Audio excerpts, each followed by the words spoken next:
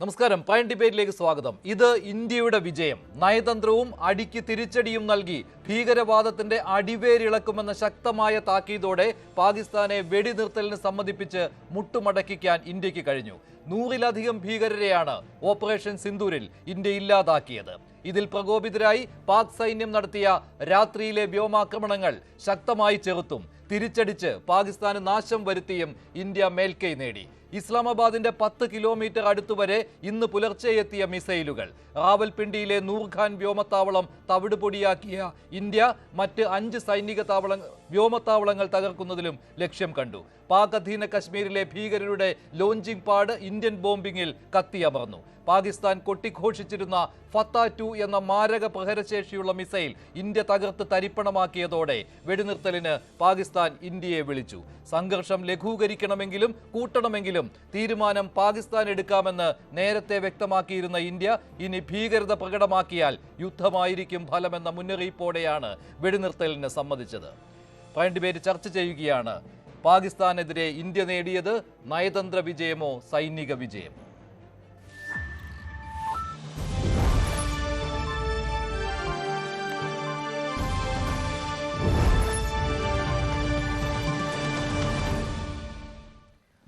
നിർണായക തീരുമാനം വന്നത് ഇന്ന് വൈകിട്ടാണ്. വൈകിട്ട് 6 മണിയോടുകൂടിയാണ് നിർണായകമായ തീരുമാനം വന്നത്. ഇന്ത്യയും പാകിസ്ഥാനും വെടിനിർത്തലിന് സമ്മതിക്കുകയാണ്. ഇന്ന് വൈകിട്ട് 5 മണിക്ക് തന്നെ വെടിനിർത്തൽ പ്രാബല്യത്തിൽ വരികയും ചെയ്തു. അമേരിക്കയാണ് മുൻകൈ എടുത്തതെന്ന് ഡൊണാൾഡ് ട്രംപ് അവകാശവാദം ഉന്നയിക്കുന്നുണ്ട്. എന്നാൽ ഇന്ത്യയും പാകിസ്ഥാനും നേർക്കുനേർ ചർച്ചയാണ് നടന്നതെന്നാണ് ഔദ്യോഗികമായിട്ട് ഇന്ത്യ അറിയിച്ചിട്ടുള്ളത്. DGMO തല ചർച്ചയാണ് നടന്നത്. വെടിനിർത്തലിന് ആദ്യം പാകിസ്ഥാൻ ഇന്ത്യയെ സമീപിക്കുകയായിരുന്നു. പാക് DGMOയാണ് ഇന്ത്യൻ DGMOയെ വിളിച്ചത്. അങ്ങനെ നേരത്തെ തന്നെ ഇന്ത്യ ഒരു കാര്യം വ്യക്തമാക്കിയിരുന്നതാണ്, ഭീകരതയ്ക്കെതിരെയുള്ള പോരാട്ടമാണ് ഇന്ത്യ നടത്തുന്നത്. അതേസമയം പാകിസ്ഥാൻ ഇന്ത്യൻ ജനതയ്ക്കെതിരെയും ഇന്ത്യൻ സൈനികർക്കെതിരെയും ഇന്ത്യയുടെ സൈനിക ക്യാമ്പുകൾക്ക് നേരെയുമാണ് ആക്രമണം നടത്തിയത്. പക്ഷേ ഇന്ത്യ എന്നും ഭീകരതയ്ക്കെതിരായിരിക്കും. അത് പാകിസ്ഥാൻ ഇനി ഭീകരത വളർത്തിയാൽ അത് തുടച്ച് നീക്കുന്ന സമയം വരെ ഇന്ത്യ പോരാടിക്കൊണ്ടിരിക്കും എന്ന വ്യക്തമായ സന്ദേശം നേരത്തെ തന്നെ നൽകിയതാണ്. അത് ഈ സംഘർഷം കൂട്ടണമെങ്കിൽ ആ തീരുമാനവും പാകിസ്ഥാൻ എടുക്കാം, കുറയ്ക്കണമെങ്കിൽ അതും പാകിസ്ഥാൻ എടുക്കാം ആ തീരുമാനമെന്ന് ഇന്ത്യ വ്യക്തമാക്കിയതാണ്. ഇതിന് പിന്നാലെയാണ് പാകിസ്ഥാൻ ഒടുവിൽ വെടിനിർത്തൽ സമ്മതിച്ചുകൊണ്ട് ഇങ്ങോട്ട് സമീപിക്കുകയും ഇന്ത്യ അതിന് സമ്മതം മൂളുകയും ചെയ്തത്. അങ്ങനെ കഴിഞ്ഞ 3 രാത്രികളിലായി പാകിസ്ഥാൻ നടത്തി വന്ന വ്യോമാക്രമണം ഉണ്ടാവുകയില്ല. തിരിച്ചടി എന്ന് പറയുമ്പോൾ ഇന്ന് പുലർച്ചെ അതിശക്തമായ തിരിച്ചടിയാണ് ഇന്ത്യ പാകിസ്ഥാന് നൽകിയത്. അതിൻ്റെ കുറേ വിശദാംശങ്ങൾ കാണാം. എന്തൊക്കെയാണ് ഇന്നലെ രാത്രിയും ഇന്ന് പുലർച്ചെയുമായിട്ടും സംഭവിച്ചത് എന്നതിൻ്റെ കൂടുതൽ വിശദാംശങ്ങൾ ഇങ്ങനെയൊക്കെയാണ്. ഇന്ത്യയിലേക്ക് ഡ്രോണുകൾ വർഷിക്കുകയായിരുന്നു ഇന്നലെ രാത്രി പാകിസ്ഥാൻ. അത് കശ്മീരിലും പഞ്ചാബിലുമാണ് നാശം വിധിച്ചത്. അതേസമയം ഡ്രോണുകൾ ശക്തമായി ചെറുക്കുന്നതിൽ ഇന്ത്യ വിജയം കണ്ടു. ഫത്ത-2 എന്ന മാരക പ്രഹരശേഷിയുള്ള പാകിസ്ഥാന്റെ മിസൈൽ അവർ ഇന്ത്യയിലേക്ക് അയച്ചു. ഡൽഹി ലക്ഷ്യമാക്കിയാണ് അയച്ചത്. പക്ഷേ അത് തകർന്ന് തരിപ്പണമായി മാറുകയായിരുന്നു. തിരിച്ചടിച്ച ഇന്ത്യ പുലർച്ചയോടുകൂടി തന്നെ പാകിസ്ഥാന്റെ പല വ്യോമത്താവളങ്ങളും നശിപ്പിക്കുകയായിരുന്നു. അതിൽ ഇസ്ലാമാബാദിന് 10 കിലോമീറ്റർ അടുത്ത് വരെ ഇന്ത്യൻ മിസൈലുകൾ എത്തി. അങ്ങനെയാണ് നൂർഖാൻ വ്യോമത്താവളത്തിൽ മാരക പ്രഹരം ഏൽപ്പിക്കുവാൻ ഇന്ത്യക്ക് കഴിഞ്ഞത്. ഇതിനൊക്കെ പിന്നാലെയാണ് വെടിനിർത്തലിനായിട്ട് പാകിസ്ഥാൻ തയ്യാറായി വന്നത്. ഇപ്പോൾ ശ്രീ മോഹൻ വർഗീസ് ചേരുകയാണ്. ശ്രീ മോഹൻ വർഗീസ്, ഇത് ഇന്ത്യയുടെ വിജയം എന്ന് തന്നെ പറയാമല്ലോ. നയതന്ത്ര തലത്തിലും അതുപോലെ തന്നെ സൈനിക തലത്തിലും ഇന്ത്യയുടെ വിജയം ആണെന്ന് ഉറപ്പിച്ചു പറയാവുന്ന ഒന്നാണല്ലോ. ശ്രീ മഞ്ജുഷ്, അക്ഷരാർത്ഥത്തിൽ ഇന്ത്യ ഉദ്ദേശിച്ചിടത്ത് ഇന്ത്യ വരച്ച വരയിൽ പാകിസ്ഥാനെ കൊണ്ടുവന്ന് നിർത്തി എന്നതാണ് ഇന്ത്യയുടെ വിജയം. അത് നയതന്ത്ര വിജയമാണ്. നയതന്ത്ര വിജയത്തിൻ്റെ അടിസ്ഥാനം സൈനികപരമായ സമൃദ്ധമായ നീക്കങ്ങളാണ്. യഥാർത്ഥത്തിൽ ഇന്ത്യ കാര്യമായ കുട്ടിഘോഷിക്കുകളൊന്നും ചെയ്തില്ല. പാകിസ്ഥാൻ്റെ ഭാഗത്തു നിന്ന് വന്ന പ്രസ്താവനാ സാഹിത്യത്തോട് കിടപിടിക്കുന്ന ഒന്നായിരുന്നില്ല ഇന്ത്യയുടെ ഭാഗത്തു നിന്ന് വന്ന പക്വതയാർന്ന പ്രതികരണങ്ങൾ. അതേസമയം ചെയ്യാനുള്ളത് ചെയ്തു വെച്ച രാജ്യമാണ് ഇന്ത്യ. യഥാർത്ഥത്തിൽ ഇന്ന് രാവിലെ നടന്നത് അക്ഷരാർത്ഥത്തിൽ ഒരു ബ്ലിറ്റ്സ് ക്രീഗാണ്. പാകിസ്ഥാൻ്റെ വ്യോമതാവളങ്ങൾ തവിടുപൊടിയായപ്പോൾ മനസ്സിലായി യുദ്ധം ഇസ്ലാമാബാദിലേക്ക് എത്തിക്കഴിഞ്ഞു. ഇസ്ലാമാബാദിൻ്റെ 10 കിലോമീറ്റർ അകലെ വരെ മഞ്ജു സൂചിപ്പിച്ചതുപോലെ നൂർഖാൻ താവളത്തിൽ വരെ വീണ് കഴിഞ്ഞു. അതിനർത്ഥമെന്ന് പറഞ്ഞാൽ പാകിസ്ഥാൻ്റെ ഫത്ത-2 മിസൈലുകളെ പ്രതിരോധിക്കാനുള്ള ആർജവം ഇന്ത്യക്കുണ്ട്. എന്നാൽ ഇന്ത്യയുടെ മിസൈൽ സംവിധാനത്തെ പ്രതിരോധിക്കാനാവില്ല എന്ന ഒരു തിരിച്ചറിവ്. അങ്ങനെയാണ് ഇവിടെ അമേരിക്കയുടെ മധ്യസ്ഥത എന്ന പൊതു ചിന്ത ഉയരാമെങ്കിലും അതിൻ്റെ ക്രെഡിറ്റ് ഒരു പരിധിവരെ അമേരിക്കൻ പ്രസിഡന്റ് ഡൊണാൾഡ് ട്രംപ് എടുക്കുന്നു എന്നത് നമുക്ക് തോന്നാമെങ്കിലും ട്രംപിൻ്റെ ട്വീറ്റിലൂടെയാണ് കേവലം ഒരു അരമണിക്കൂർ 3/4 മണിക്കൂർ മുമ്പാണ് ഈ വിവരം ലോകത്തിന് മുമ്പിൽ വരുന്നത്. അതിനു മുമ്പ് തന്നെ DGMO directorate of military officer DGMO തലത്തിൽ പിന്നെ ചർച്ചകൾ നടത്തി നയതന്ത്രപരമായ ഒരു ധാരണയെത്തി. 2 കാര്യങ്ങളിലായിരിക്കണം ഒരു പക്ഷേ ധാരണയുണ്ടായത്. അതിലൊന്ന്, പാകിസ്ഥാൻ്റെ മണ്ണ് ഇനി മുതൽ തീവ്രവാദ പ്രവർത്തനത്തിന്, ഇന്ത്യ വിരുദ്ധ ഭീകരതയ്ക്ക് ഉപയോഗിക്കാൻ പാടില്ല. നിലവിലുള്ള പാകിസ്ഥാൻ ടെറർ ക്യാമ്പ്, ഹിസ്ബുൾ മുജാഹിദീൻ, ഹർക്കത്തുൽ മുജാഹിദീൻ, ജയ്ഷെ മുഹമ്മദ് ക്യാമ്പുകളെല്ലാം സമയബന്ധിതമായി ഡിസ്മാൻറ്റിൽ ചെയ്യണം. ആ ഒരു ധാരണ അനൗപചാരിക തലത്തിലെങ്കിലും DGMO തലത്തിൽ നടന്ന ചർച്ചകളിൽ ആ ഒരു ധാരണ എത്തിക്കഴിഞ്ഞാൽ പിന്നെ ചെയ്യാവുന്നത് എന്താണ്? പാകിസ്ഥാന് മുഖം രക്ഷിക്കാൻ ഒരു അവസരം നൽകുകയാണ്. അങ്ങനെയാണ് പാകിസ്ഥാൻ്റെ കൂടെ പ്രത്യേക താല്പര്യപ്രകാരം പന്ത് പാകിസ്ഥാൻ്റെ കോർട്ടിലായതുകൊണ്ട് ഞങ്ങൾ തയ്യാറാണ്. 2 ദിവസം മുമ്പ് ഇതേ കാര്യം തന്നെ പറഞ്ഞതാണ്. ഇക്കാര്യത്തിൽ ഇന്ന് വൈകിട്ട് തന്നെ സൂചനകൾ ഉണ്ടായിരുന്നു. ഇന്ത്യ വ്യക്തമായിട്ടൊരു കാര്യം പറഞ്ഞിരുന്നുവല്ലോ, ഭീകരത ഇനി പ്രകടിപ്പിച്ചാൽ, ഇനി ഭീകരാക്രമണം നടത്തിയാൽ അതിന് തിരിച്ചടി എന്ന് പറയുന്നത് യുദ്ധമായിരിക്കും. അതായത് യുദ്ധം ചെയ്യുകയാണ് രാജ്യത്തിനെതിരെ ആയിട്ട് തന്നെ ഇന്ത്യ കരുതും എന്നാണ്. അതായത് ഇനി ഭീകരത വളർത്തുവാൻ ഇന്ത്യ അനുവദിക്കുകയില്ല എന്നുള്ള കാര്യം വ്യക്തമാക്കിയതാണ്. അവിടെ തന്നെ കാര്യങ്ങൾ വ്യക്തമാണല്ലോ. ഇന്ത്യ പാകിസ്ഥാൻ ഇങ്ങോട്ടടിക്കുകയാണെങ്കിൽ അത് തിരിച്ചടിച്ചുകൊണ്ടേയിരിക്കും ഇന്ത്യ. മാത്രമല്ല, കഴിഞ്ഞ 3 രാത്രികളിലും സംഭവിച്ചത് ഇന്ത്യയിൽ വലിയ നാശനഷ്ടം ഉണ്ടാക്കാൻ പാകിസ്ഥാന് കഴിഞ്ഞിട്ടില്ല. പാകിസ്ഥാൻ ഇന്ത്യയിലെ സാധാരണക്കാരെ ആക്രമിക്കുവാനാണ് ശ്രമിച്ചത്. അത് കൂടുതലായിട്ടും കശ്മീർ അതിർത്തിയിലും പഞ്ചാബ് അതിർത്തിയിലുമാണ് ഇത്തരത്തിലുള്ള ആക്രമണങ്ങൾ, ഡ്രോൺ ആക്രമണം നടത്തിയത്. കഴിഞ്ഞ രാത്രിയിലാകട്ടെ ദീർഘദൂര മിസൈലുകൾ പോലും പ്രയോഗിക്കുകയുണ്ടായി. ഇല്ലേ, ലോങ് റേഞ്ച് വെപ്പൺസ് ആണ് ഉപയോഗിച്ചത്. എന്നിട്ടും പാകിസ്ഥാൻ ഉദ്ദേശിച്ചതുപോലെയുള്ള നാശനഷ്ടം ഇന്ത്യയിൽ വരുത്താൻ കഴിഞ്ഞിട്ടില്ല. അതുമാത്രമല്ല, ഒരിടത്തും സൈനിക താവളങ്ങൾക്ക് ഇന്ത്യയിൽ നാശനഷ്ടം ഉണ്ടായിട്ടില്ല. പക്ഷേ ഇന്ത്യയുടെ തിരിച്ചടി നോക്കുകയാണെങ്കിൽ 5 വ്യോമത്താവളങ്ങൾ എന്ന് പറയുന്നത് ചില്ലറ കാര്യമല്ല. എത്രമാത്രം നാശനഷ്ടം ഉണ്ടായിട്ടുണ്ട് എന്ന് പാകിസ്ഥാൻ ഇതുവരെ ഔദ്യോഗികമായിട്ട് പറഞ്ഞിട്ടില്ല എന്നേ ഉള്ളൂ. പക്ഷേ താങ്കൾ നേരത്തെ പറഞ്ഞതുപോലെ നൂർഖാൻ എന്ന് പറയുന്നത് റാവൽപിണ്ടിയിലാണ്. ഇസ്ലാമാബാദിന് 10 കിലോമീറ്റർ മാത്രം അകലെയാണ് നൂർഖാൻ വ്യോമത്താവളം. അത് വലിയ നാശനഷ്ടം തന്നെയാണ് പാകിസ്ഥാൻ ഉണ്ടാക്കിയിരിക്കുന്നത്. മറ്റ് വ്യോമത്താവളങ്ങൾ ആക്രമിച്ചതിന്റെ ദൃശ്യങ്ങളും പുറത്തു വന്നിട്ടുണ്ട്. അപ്പോൾ ഇന്ത്യ തിരിച്ചടിച്ചപ്പോൾ വലിയ നാശനഷ്ടം പാകിസ്ഥാൻ ഉണ്ടായി. അതുമാത്രമല്ല, ഭീകരരുടെ ഒരു ലോഞ്ചിങ് പാഡ് കൂടി POKയിൽ ഇന്ത്യ തകർക്കുകയുണ്ടായി. അതിന്റെ ദൃശ്യങ്ങളും പുറത്തു വന്നിട്ടുണ്ട്.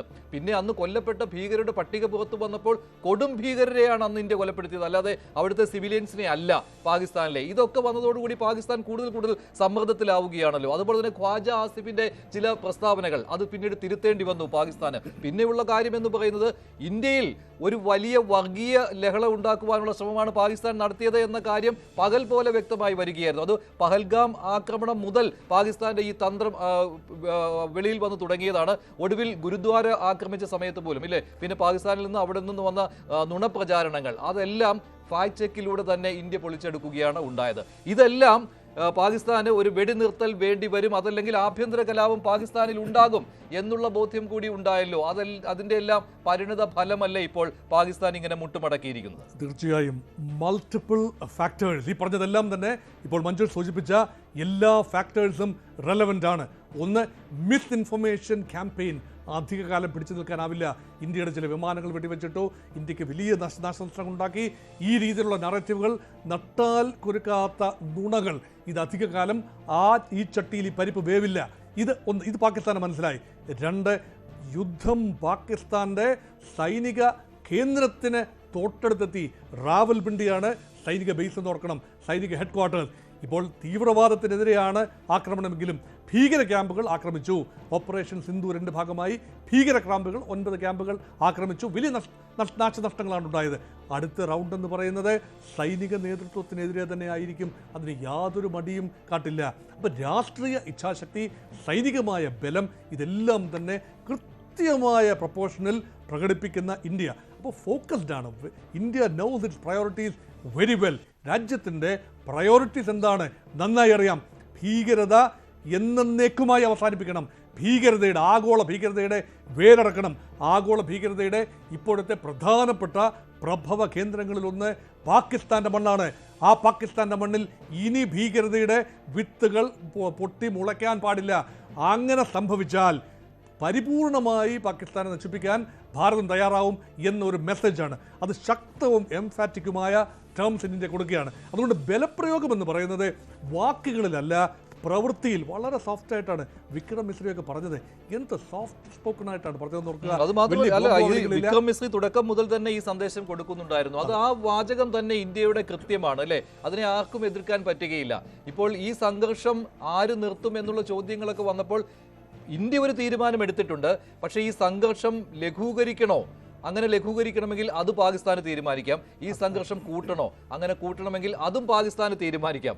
ഇതിനേക്കാൾ വ്യക്തമായിട്ടൊരു സന്ദേശം കൊടുക്കാനില്ല. അത് ലോകത്തിന് മുന്നിലേക്ക് ഇട്ടുകൊടുത്ത ഒരു സന്ദേശമാണ്. ഇന്ത്യ എന്തിനും തയ്യാറാണ്. അടിക്കണമെങ്കിൽ തിരിച്ചടി ഇന്ത്യ നൽകും. ഇനി വേണ്ട, ഇവിടം വെച്ച് നിർത്താം, അങ്ങനെയാണെങ്കിൽ അതിനും ഇന്ത്യ തയ്യാറാണ്. പക്ഷെ അതെല്ലാം പാകിസ്ഥാൻ തീരുമാനിച്ചോട്ടെ എന്നാണ്. 3 രാത്രികളിൽ അതിനവർ തയ്യാറായിരുന്നില്ല. അതൊരു പരീക്ഷണം മാത്രമായിരുന്നല്ലോ അല്ലേ. അവരുടെ കുറെ ഡ്രോണുകൾ നഷ്ടമായി എന്ന് മാത്രമേ ഉള്ളൂ. പിന്നെ ഫത്ത-2 എന്ന് പറയുന്ന കൊട്ടിഘോഷിച്ച മിസൈൽ അത് തകർന്ന് തരിപ്പണമാവുകയും ചെയ്തു. പക്ഷെ ഒടുവിൽ സമ്മതിക്കേണ്ടി വന്നു. യഥാർത്ഥത്തിൽ 2 ഭാഗവും 2 രാജ്യങ്ങളും സൈനികമായി എവിടെ നിൽക്കുന്നു എന്ന് ഒന്ന് മുട്ടി നോക്കിയതാണ്. വ്യക്തമായി പാകിസ്ഥാന് മനസ്സിലായി ഇന്ത്യക്കെതിരെ പിടിച്ചു നിൽക്കാൻ ആവില്ല, ഇന്നത്തെ നിലയിൽ പിടിച്ചു നിൽക്കാനാവില്ല എന്ന വ്യക്തമായ ബോധ്യമുണ്ട്. അത് മാത്രമല്ല, വ്യക്തമായി ഇന്ത്യൻ പ്രധാനമന്ത്രി പറഞ്ഞു വെച്ചു, an act of terror will be considered as an act of war. അത് നയമായി മാറിയിരിക്കുന്നു. ഇനി ഏതെങ്കിലും കാരണവശാൽ ഭാവിയിൽ ഭീകരാക്രമണം അതിർത്തി കടന്ന് വന്നാൽ അത് ഞങ്ങൾ ഭീകരാക്രമണമെന്നല്ല, നോൺ സ്റ്റേറ്റ് ആക്ടേഴ്സിന്റെ ആക്രമണമെന്നല്ല, പ്രോക്സി വാർ എന്നല്ല, യഥാർത്ഥ യുദ്ധമായി പരിഗണിക്കും. ഇപ്പോൾ കാണിക്കുന്ന വിവരങ്ങൾ എന്ന് പറയുന്നത് ഇന്ത്യ എങ്ങനെയാണ് ഇന്നലെ രാത്രിയും ഇന്ന് പുലർച്ചെയും തിരിച്ചടി നൽകിയത് എന്നാണ്. 4 വ്യോമത്താവളങ്ങൾ തകർത്തിരുന്നു. ഇസ്ലാമാബാദിന് തൊട്ടടുത്ത് വരെ മിസൈൽ എത്തിക്കുവാൻ കഴിഞ്ഞു. നൂർഖാൻ എയർബേസിൽ സ്ഫോടനമുണ്ടായി.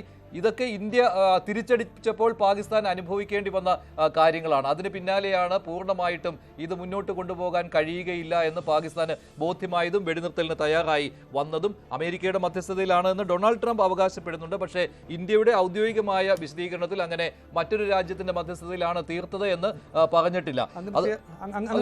ഒരു കാര്യം പറഞ്ഞോട്ടെ, അങ്ങനെ മറ്റൊരു രാജ്യത്തിന്റെ മധ്യസ്ഥത സ്വീകരിക്കുക എന്നത് ഇന്ത്യയുടെ നയമല്ല. 1972 മുതൽ കൊല്ലപ്പെട്ട ഭീകരരുടെ പേരുകൾ പുറത്തു വന്നിരുന്നു. അതിൽ കൊല്ലപ്പെട്ടവരിൽ 5 പേർ കൊടും ഭീകരരായിരുന്നു. കൊടും ഭീകര. ഇന്ത്യയുടെ നയമെന്ന് പറയുന്നത് 1972 മുതൽ ഉഭയകക്ഷി അടിസ്ഥാനത്തിൽ, അതായത് ബൈലാറ്ററൽ മെത്തേഡിൽ ഇന്ത്യയും പാകിസ്ഥാനും തമ്മിൽ എന്തെങ്കിലും പ്രശ്നമുണ്ടെങ്കിൽ ഇന്ത്യയും പാകിസ്ഥാനും തമ്മിൽ ചർച്ച ചെയ്ത് പരിഹരിക്കും. ഇവിടെ കാശ്മീർ എന്നത് തർക്ക വിഷയമല്ല ഇന്ത്യയെ സംബന്ധിച്ചിടത്തോളം. പാകിസ്ഥാനെ തർക്ക വിഷയമായി ഉന്നയിക്കാൻ ശ്രമിക്കുന്നുവെങ്കിലും ഇന്ത്യയെ സംബന്ധിച്ചിടത്തോളം 2 തർക്ക വിഷയങ്ങളാണ്.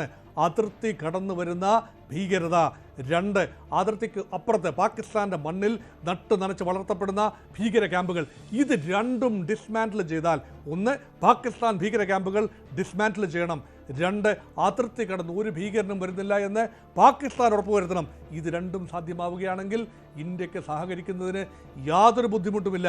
അല്ല എങ്കിൽ കളി പഠിപ്പിക്കും എന്ന മട്ടിലുള്ള ഇന്ത്യയുടെ ആ ഒരു പ്രയോഗം, അത് വെറും വാക്കിലല്ല, അത് പ്രയോഗിച്ച് കാട്ടി. ഇതിൻ്റെ ഒന്നും വിശദ വിവരങ്ങൾ ഇന്നത്തെ പ്രസ് മീറ്റിൽ പറയുമെന്ന പ്രതീക്ഷയിലിരിക്കുമ്പോഴാണ് വളരെ നാടകീയമായി, അപ്രതീക്ഷിതമായി, ആരും പ്രതീക്ഷിച്ച സമയത്തല്ല, വളരെ നാടകീയമായി കേവലം 1 മണിക്കൂർ മുൻപ് മാത്രമാണ് അതിന് സ്ഥിരീകരണം ഉണ്ടായത്. പക്ഷേ ഇതിൻ്റെ ഗ്രൗണ്ട് ഒരുക്കി വെക്കുന്നതിൽ അമേരിക്കൻ പ്രസിഡന്റ് ഡൊണാൾഡ് ട്രംപിനും ഒരു ചെറിയ പങ്കുണ്ട്. സൗദി വിദേശകാര്യമന്ത്രി, സൗദി വിദേശകാര്യ ഉപമന്ത്രി, സൗദി വിദേശകാര്യമന്ത്രി അമേരിക്കൻ പ്രസിഡന്റ് ദൂതൻ എന്ന നിലയിലായിരിക്കാം ഇസ്ലാമാബാദിലെത്തി ചർച്ച നടത്തി. കഴിഞ്ഞ 2 ദിവസം സൗദി വിദേശകാര്യ ഉപമന്ത്രി ന്യൂഡൽഹിയിലെത്തി ഇന്ത്യയുടെ സൈനിക രാഷ്ട്രീയ നേതൃത്വവുമായി സംസാരിച്ചു എന്നാണ് മനസ്സിലാക്കുന്നത്. അതുകൊണ്ട് അതിൻ്റെ അടിസ്ഥാനത്തിൽ എത്തിച്ചേർന്ന ചില ധാരണകൾ, പക്ഷേ ആ ധാരണകൾ എന്ന് പറയുന്നത് ബൈലാറ്ററലിസം അനുസരിച്ച് 3ാം കക്ഷി ഇടപെടൽ അല്ലെങ്കിൽ മധ്യസ്ഥത ഇന്ത്യ അംഗീകരിക്കുന്നില്ല. അതുകൊണ്ടാണ് ഇന്ത്യ പ്രഖ്യാപിച്ചത്, ഞങ്ങൾ നേരിട്ട് സംസാരിച്ചു. പാകിസ്ഥാൻ DGMO തലത്തിൽ പാകിസ്ഥാനും ഇന്ത്യയും നേരിട്ട് സംസാരിച്ചു. അങ്ങനെ ചില ഉറപ്പുകൾ ഇന്ത്യക്ക് ലഭിച്ചിട്ടുണ്ടാവണം.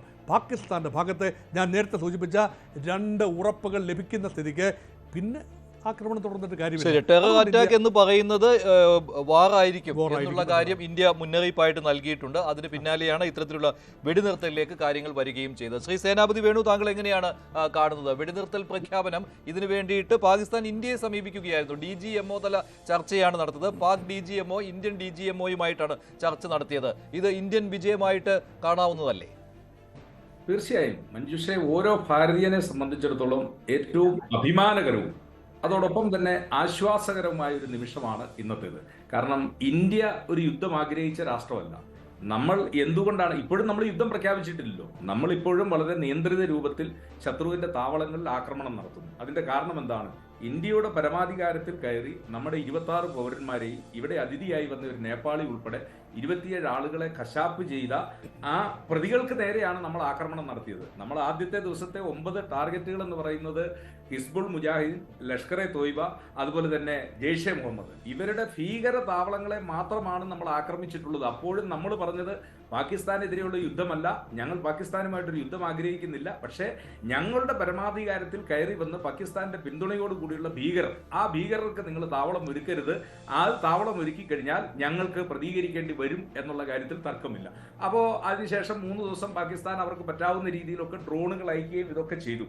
ഇവിടെ മഞ്ജുഷ നമ്മൾ മനസ്സിലാക്കേണ്ടത് നമ്മുടെ ഇന്റർ കോണ്ടിനെന്റൽ ബലസ്റ്റിക് മിസൈലുകൾ അഗ്നി, പൃഥ്വി 1, പൃഥ്വി 2, ആകാശ്, നാഗ്, അത് 2500-3000 ഇവിടുന്ന് തൊടുത്തുവിട്ടാൽ ബീജിംഗിൽ വീഴാൻ പരുവത്തിലുള്ള ഇന്റർ കോണ്ടിനെന്റൽ മിസൈലുകളാണ് നമ്മുടെ രാജ്യത്തിന്റെ മിസൈൽ ശേഖരത്തിലുള്ളത്.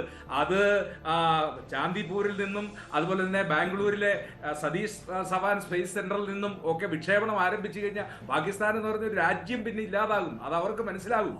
ഇപ്പം നമ്മളൊരു ടെസ്റ്റ് ഡോസ് മാത്രമാണ് നടത്തിയിട്ടുള്ളത്, അല്ലാതെ നമ്മൾ വേറെ ആക്രമണങ്ങളൊന്നും നമ്മൾ നടത്തിയിട്ടില്ല. നമ്മുടെ ചില എന്താ പറഞ്ഞ മിസൈലുകളൊക്കെ അവിടെ ഇവിടെയും അത് ആക്രമിക്കാൻ വേണ്ടിയുള്ള മുന്നറിയിപ്പിന് വേണ്ടി മാത്രമാണ് നമ്മൾ കൊടുത്തത്. ആ മുന്നറിയിപ്പിൽ തന്നെ പാകിസ്ഥാൻ എന്താ പറഞ്ഞേ അവർക്ക് ഒരു നിമിഷവും ഇനി മുന്നോട്ട് പോകാൻ പറ്റില്ല എന്ന് അവർക്ക് ബോധ്യമായി. രണ്ടാമത്തെ ഒരു കാര്യം, ഇവിടെ മോഹൻ വർഗീസ് സാർ സൂചിപ്പിച്ച പോലെ നമ്മുടെ നയതന്ത്ര ഇടപെടലുകൾ, അതായത് ഇൻഡസ് വാട്ടർ ട്രീറ്റി നമ്മൾ അബയൻസ് ആക്കി, നമ്മൾ അങ്ങോട്ട് വെള്ളം കൊടുക്കുന്നില്ല, കൂടുതൽ വെള്ളമുള്ളത് തുറന്നു വിട്ട് നമ്മൾ അവരെ ബുദ്ധിമുട്ടിപ്പിക്കുന്നു. അതോടൊപ്പം തന്നെ പാകിസ്ഥാനിൽ ഇന്നും ഇന്നലെയും ഒക്കെ ഉണ്ടായിരിക്കുന്ന അവരുടെ ഇടയിലുള്ള സംഘർഷങ്ങൾ, ബലൂചിസ്ഥാനിലൊക്കെ അതിൽ മാറ്റമില്ല കേട്ടോ. ഇത് സിന്ധു നദീജല കരാർ റദ്ദാക്കിയ ആ തീരുമാനത്തിൽ, അത് മരവിപ്പിച്ച ആ തീരുമാനത്തിൽ ഇതുവരെ മാറ്റം വരുത്തിയിട്ടില്ല ഇന്ത്യ. അപ്പോൾ ആ നയതന്ത്ര നീക്കം ഇന്ത്യ ഇപ്പോഴത്തെ നിലയിൽ തുടരുക തന്നെ ചെയ്യും. മറ്റു ചില കാര്യങ്ങൾ കൂടി അപ്ഡേറ്റ് ആയിട്ട് വന്നിട്ടുണ്ട്. പാകിസ്ഥാൻ വ്യോമപാത തുറന്നിട്ടുണ്ട്.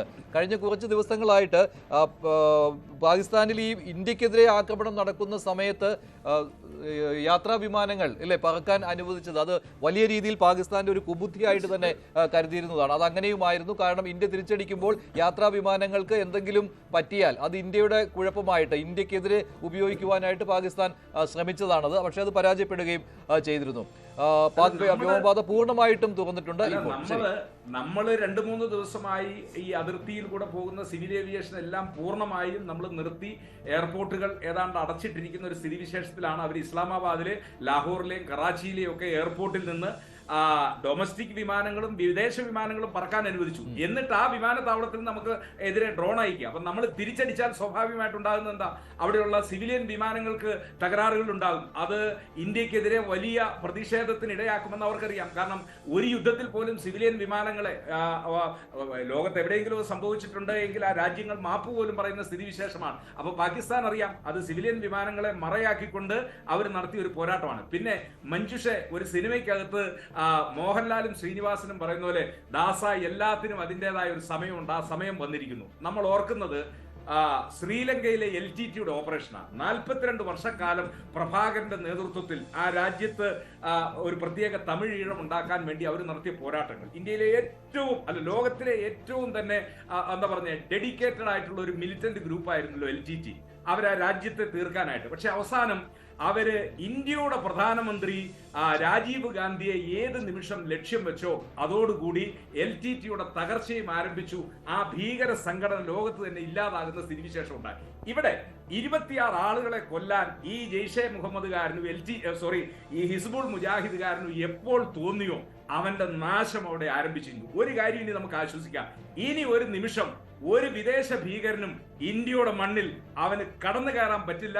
കടന്നു കയറിയാൽ അവനെ വേരോടെ പിഴുതെറിയുമെന്നുള്ള കാര്യം ഇവിടെ വ്യക്തമായിരിക്കാം. അപ്പോൾ കാലം എല്ലാത്തിനും അതിൻ്റെതായ ഒരു കാവ്യനീതിയുണ്ട്. ഇത്രയും കാലം വെറുതെ കയറി ഈ സാധുക്കളെ മുഴുവൻ ഉപദ്രവിച്ചുകൊണ്ടിരുന്ന ഭീകരന്മാർക്ക് പാകിസ്ഥാൻ ഇനി ഒരു കാര്യം ബോധ്യപ്പെട്ടല്ലോ, ഇനി അവിടുന്ന് ലോഞ്ചിങ് പാഡിലൂടെ ഇവരെ ഇങ്ങോട്ട് കടത്തിവിട്ട് ഇവിടെ കലാപമുണ്ടാകും. അത് തന്നെയുമല്ല, കശ്മീരിലെ ജനത പൂർണ്ണമായും ഇവർക്കെതിരായിട്ട് തിരിഞ്ഞു കഴിഞ്ഞിരിക്കുന്നു. കാരണം അവരുടെ ജീവിതമാർഗം വഴിമുട്ടിക്കുന്ന ഒരു സാഹചര്യമാണ്. അതുകൊണ്ട് ഈ ആക്രമണം ഒരു പരിധിവരെ പറഞ്ഞാൽ ഇന്ത്യയുടെ മണ്ണിൽ നിന്ന് ഈ ഭീകരവാദത്തെ എന്നേക്കുമായി വേരോടെ പിഴുതെറിയാനുള്ള ഒരു സാഹചര്യം ഉണ്ടായി. ശരിയാണ്, അത് നല്ലൊരു കാര്യമാണ്. കാരണം ഈ യുദ്ധം എന്ന് പറയാൻ പറ്റില്ല. ഈ ആക്രമണത്തിൽ അങ്ങോട്ടും ഇങ്ങോട്ടുമുള്ള ഈ ആക്രമണങ്ങളിൽ ഏറ്റവും വലിയ നേട്ടം ഉണ്ടായത് ഇന്ത്യക്ക് തന്നെയാണ്. അത് ഭീകരതയ്ക്കെതിരായിട്ടുള്ള ഒരു സന്ധിയില്ലാത്ത ഒരു സമരം തന്നെയായിരുന്നു. അങ്ങനെയാണ് 9 ഭീകര ക്യാമ്പുകൾ തകർക്കാൻ പറ്റി എന്നുള്ളതാണ് ഇതിലെ ഏറ്റവും വലിയ നേട്ടം. അതിൽ പ്രകോപിതരായാണ് പാകിസ്ഥാൻ ചില പൊടിക്കൈകളൊക്കെ ചെയ്തത്.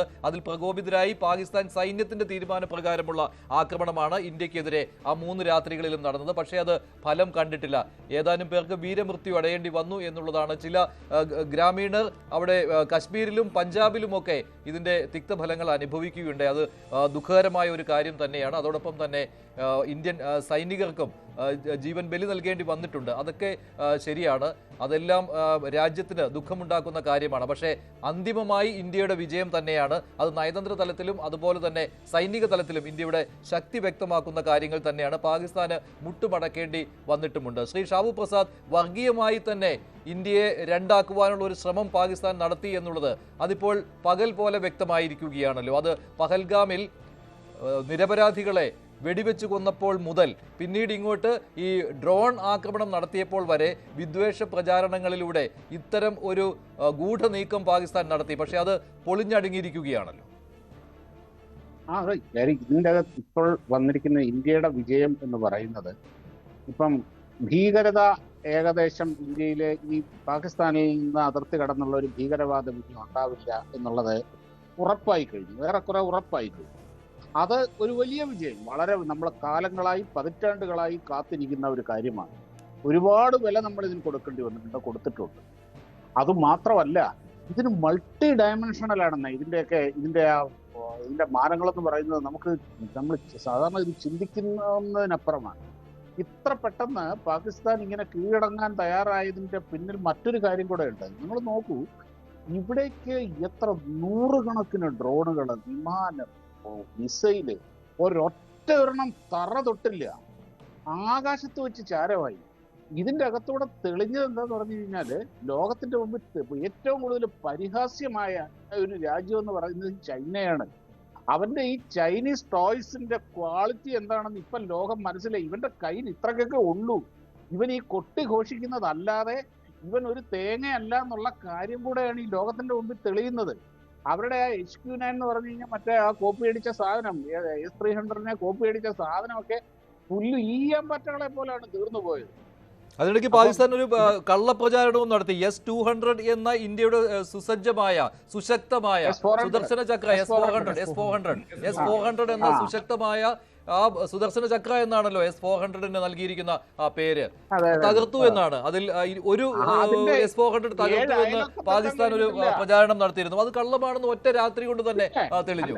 അത് മാത്രമല്ല, ഫത്താ-2 പാകിസ്ഥാന്റെ മിസൈൽ, ബാലിസ്റ്റിക് മിസൈൽ, ഉഗ്രപ്രഹരശേഷി എന്നായിരുന്നുവല്ലോ അവകാശവാദം, ഡൽഹി ലക്ഷ്യമാക്കിയിട്ടാണ് പ്രയോഗിച്ചത്. അത് തകർത്തിടുവാനും ഇന്ത്യക്ക് കഴിഞ്ഞു. അതായത് ഇത് പറഞ്ഞില്ലെന്നേ, ഇവരുടെ ശക്തി എത്രത്തോളം ഉണ്ടെന്ന് പറയുമ്പോൾ ഇവരുടെ ശക്തിയുടെ സോഴ്സ് ഉണ്ടല്ലോ ഇപ്പോഴത്തെ. അതായത് പാകിസ്ഥാന്റെ ആയുധ ശേഖരങ്ങളുടെ ഇപ്പം 80% ചൈനീസ് സോഴ്സാണത്. ഈ ചൈനക്കാരന്റെ സാധനത്തിന്റെ ക്വാളിറ്റി എന്താണെന്നാണ് ഇപ്പൊ ലോകം കണ്ടത്. ഇതിന്റെ അകത്ത് ഏറ്റവും കൂടുതൽ വലിയ തിരിച്ചടി ഉണ്ടായിരിക്കുന്നത് ചൈനയ്ക്കാണത്. ചൈനയുടെ സമ്മർദ്ദം ഇതിന്റെ പുറത്തുണ്ട്. തുർക്കിഷ് ഡ്രോണുകൾ ഉണ്ടായിരുന്നു. ഇന്നലെ രാത്രി പ്രയോഗിച്ചത് തുർക്കിയിൽ നിന്നുള്ള ഡ്രോണുകളാണ്. മിനിയാന്ന് രാത്രിയിലും അതെ. ഇനി ഇത് മാത്രമല്ല, ഇപ്പൊ ഇവിടെ ഈ നാടൻ ഭാഷയിൽ ഈ പോലീസുകാർ പറയുന്നവരെ ഈ പുറത്തൊന്നും അറിയാതെ അകം കലക്കുന്ന ഒരു പരിപാടി ഉണ്ടല്ലോ ഈ പോലീസുകാർക്ക് എന്ന് പറഞ്ഞതുപോലെ ഒരു സംഭവമാണിത്.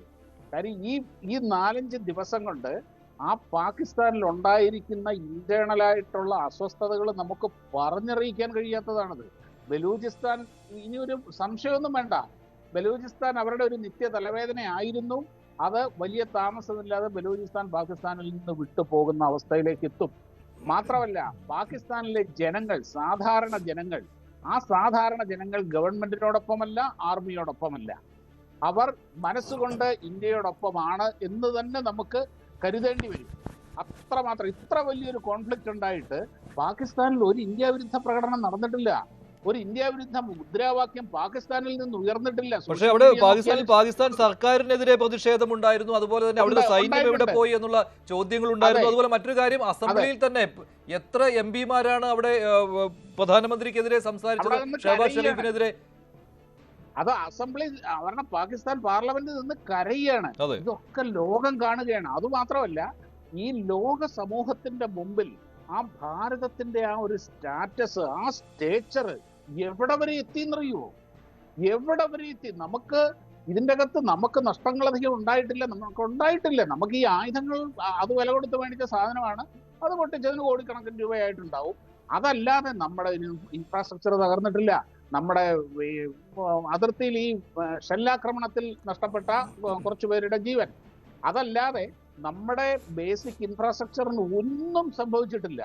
അങ്ങനെ ലോക സമൂഹത്തിന്റെ മുമ്പിൽ നമ്മുടെ ഭാരതത്തിന്റെ ആ ഒരു അഭിമാനം, അത് മാത്രമല്ല നമ്മൾ എത്രത്തോളം കരുത്തുറ്റതാണ്, ഈ ലോകത്തിന് ഭാരതത്തിന് എത്രത്തോളം ആവശ്യമുണ്ട് എന്ന ഒരു പ്രഖ്യാപനം ഇങ്ങനെ നമ്മൾ നോക്കിക്കഴിഞ്ഞാൽ ഒരുപാടാണ്. അതുപോലെ മറ്റൊന്ന് ആലോചിച്ച് നോക്കിയിട്ടുണ്ടോ? നമ്മൾ ആ ആദ്യത്തെ ഇതുണ്ടായ സമയത്ത് നിങ്ങൾ റിപ്പോർട്ട് ചെയ്തോന്ന് എനിക്ക് അറിഞ്ഞുകൂടാ, ഇവിടുത്തെ ഒരുമാതിരിപ്പെട്ട എല്ലാ മാധ്യമങ്ങളും റിപ്പോർട്ട് ചെയ്തിരുന്നു കറാച്ചി അടിച്ച് തകർത്ത് ചാരമാക്കി എന്നുള്ളത്. ഞാൻ തന്നെ ഒരു പോസ്റ്റ് ഇട്ടിരുന്നു, കറാച്ചിയെ ഇന്ത്യ തൊടില്ല, ഈ സമയത്ത് നമ്മൾ ആക്രമിക്കില്ല കറാച്ചിയെ. കാര്യം ഒരു വലിയ സ്ട്രാറ്റജിക് ഫെയിലിയർ ആവുമായിരുന്നു കറാച്ചിയെ ആക്രമിച്ചിരുന്നെങ്കിൽ. കാര്യം കറാച്ചി അവരുടെ തുറമുഖമാണ്, പ്രധാന തുറമുഖമാണ്. ധാരാളം വിദേശ ഷിപ്പുകൾ അവിടെയുണ്ട്.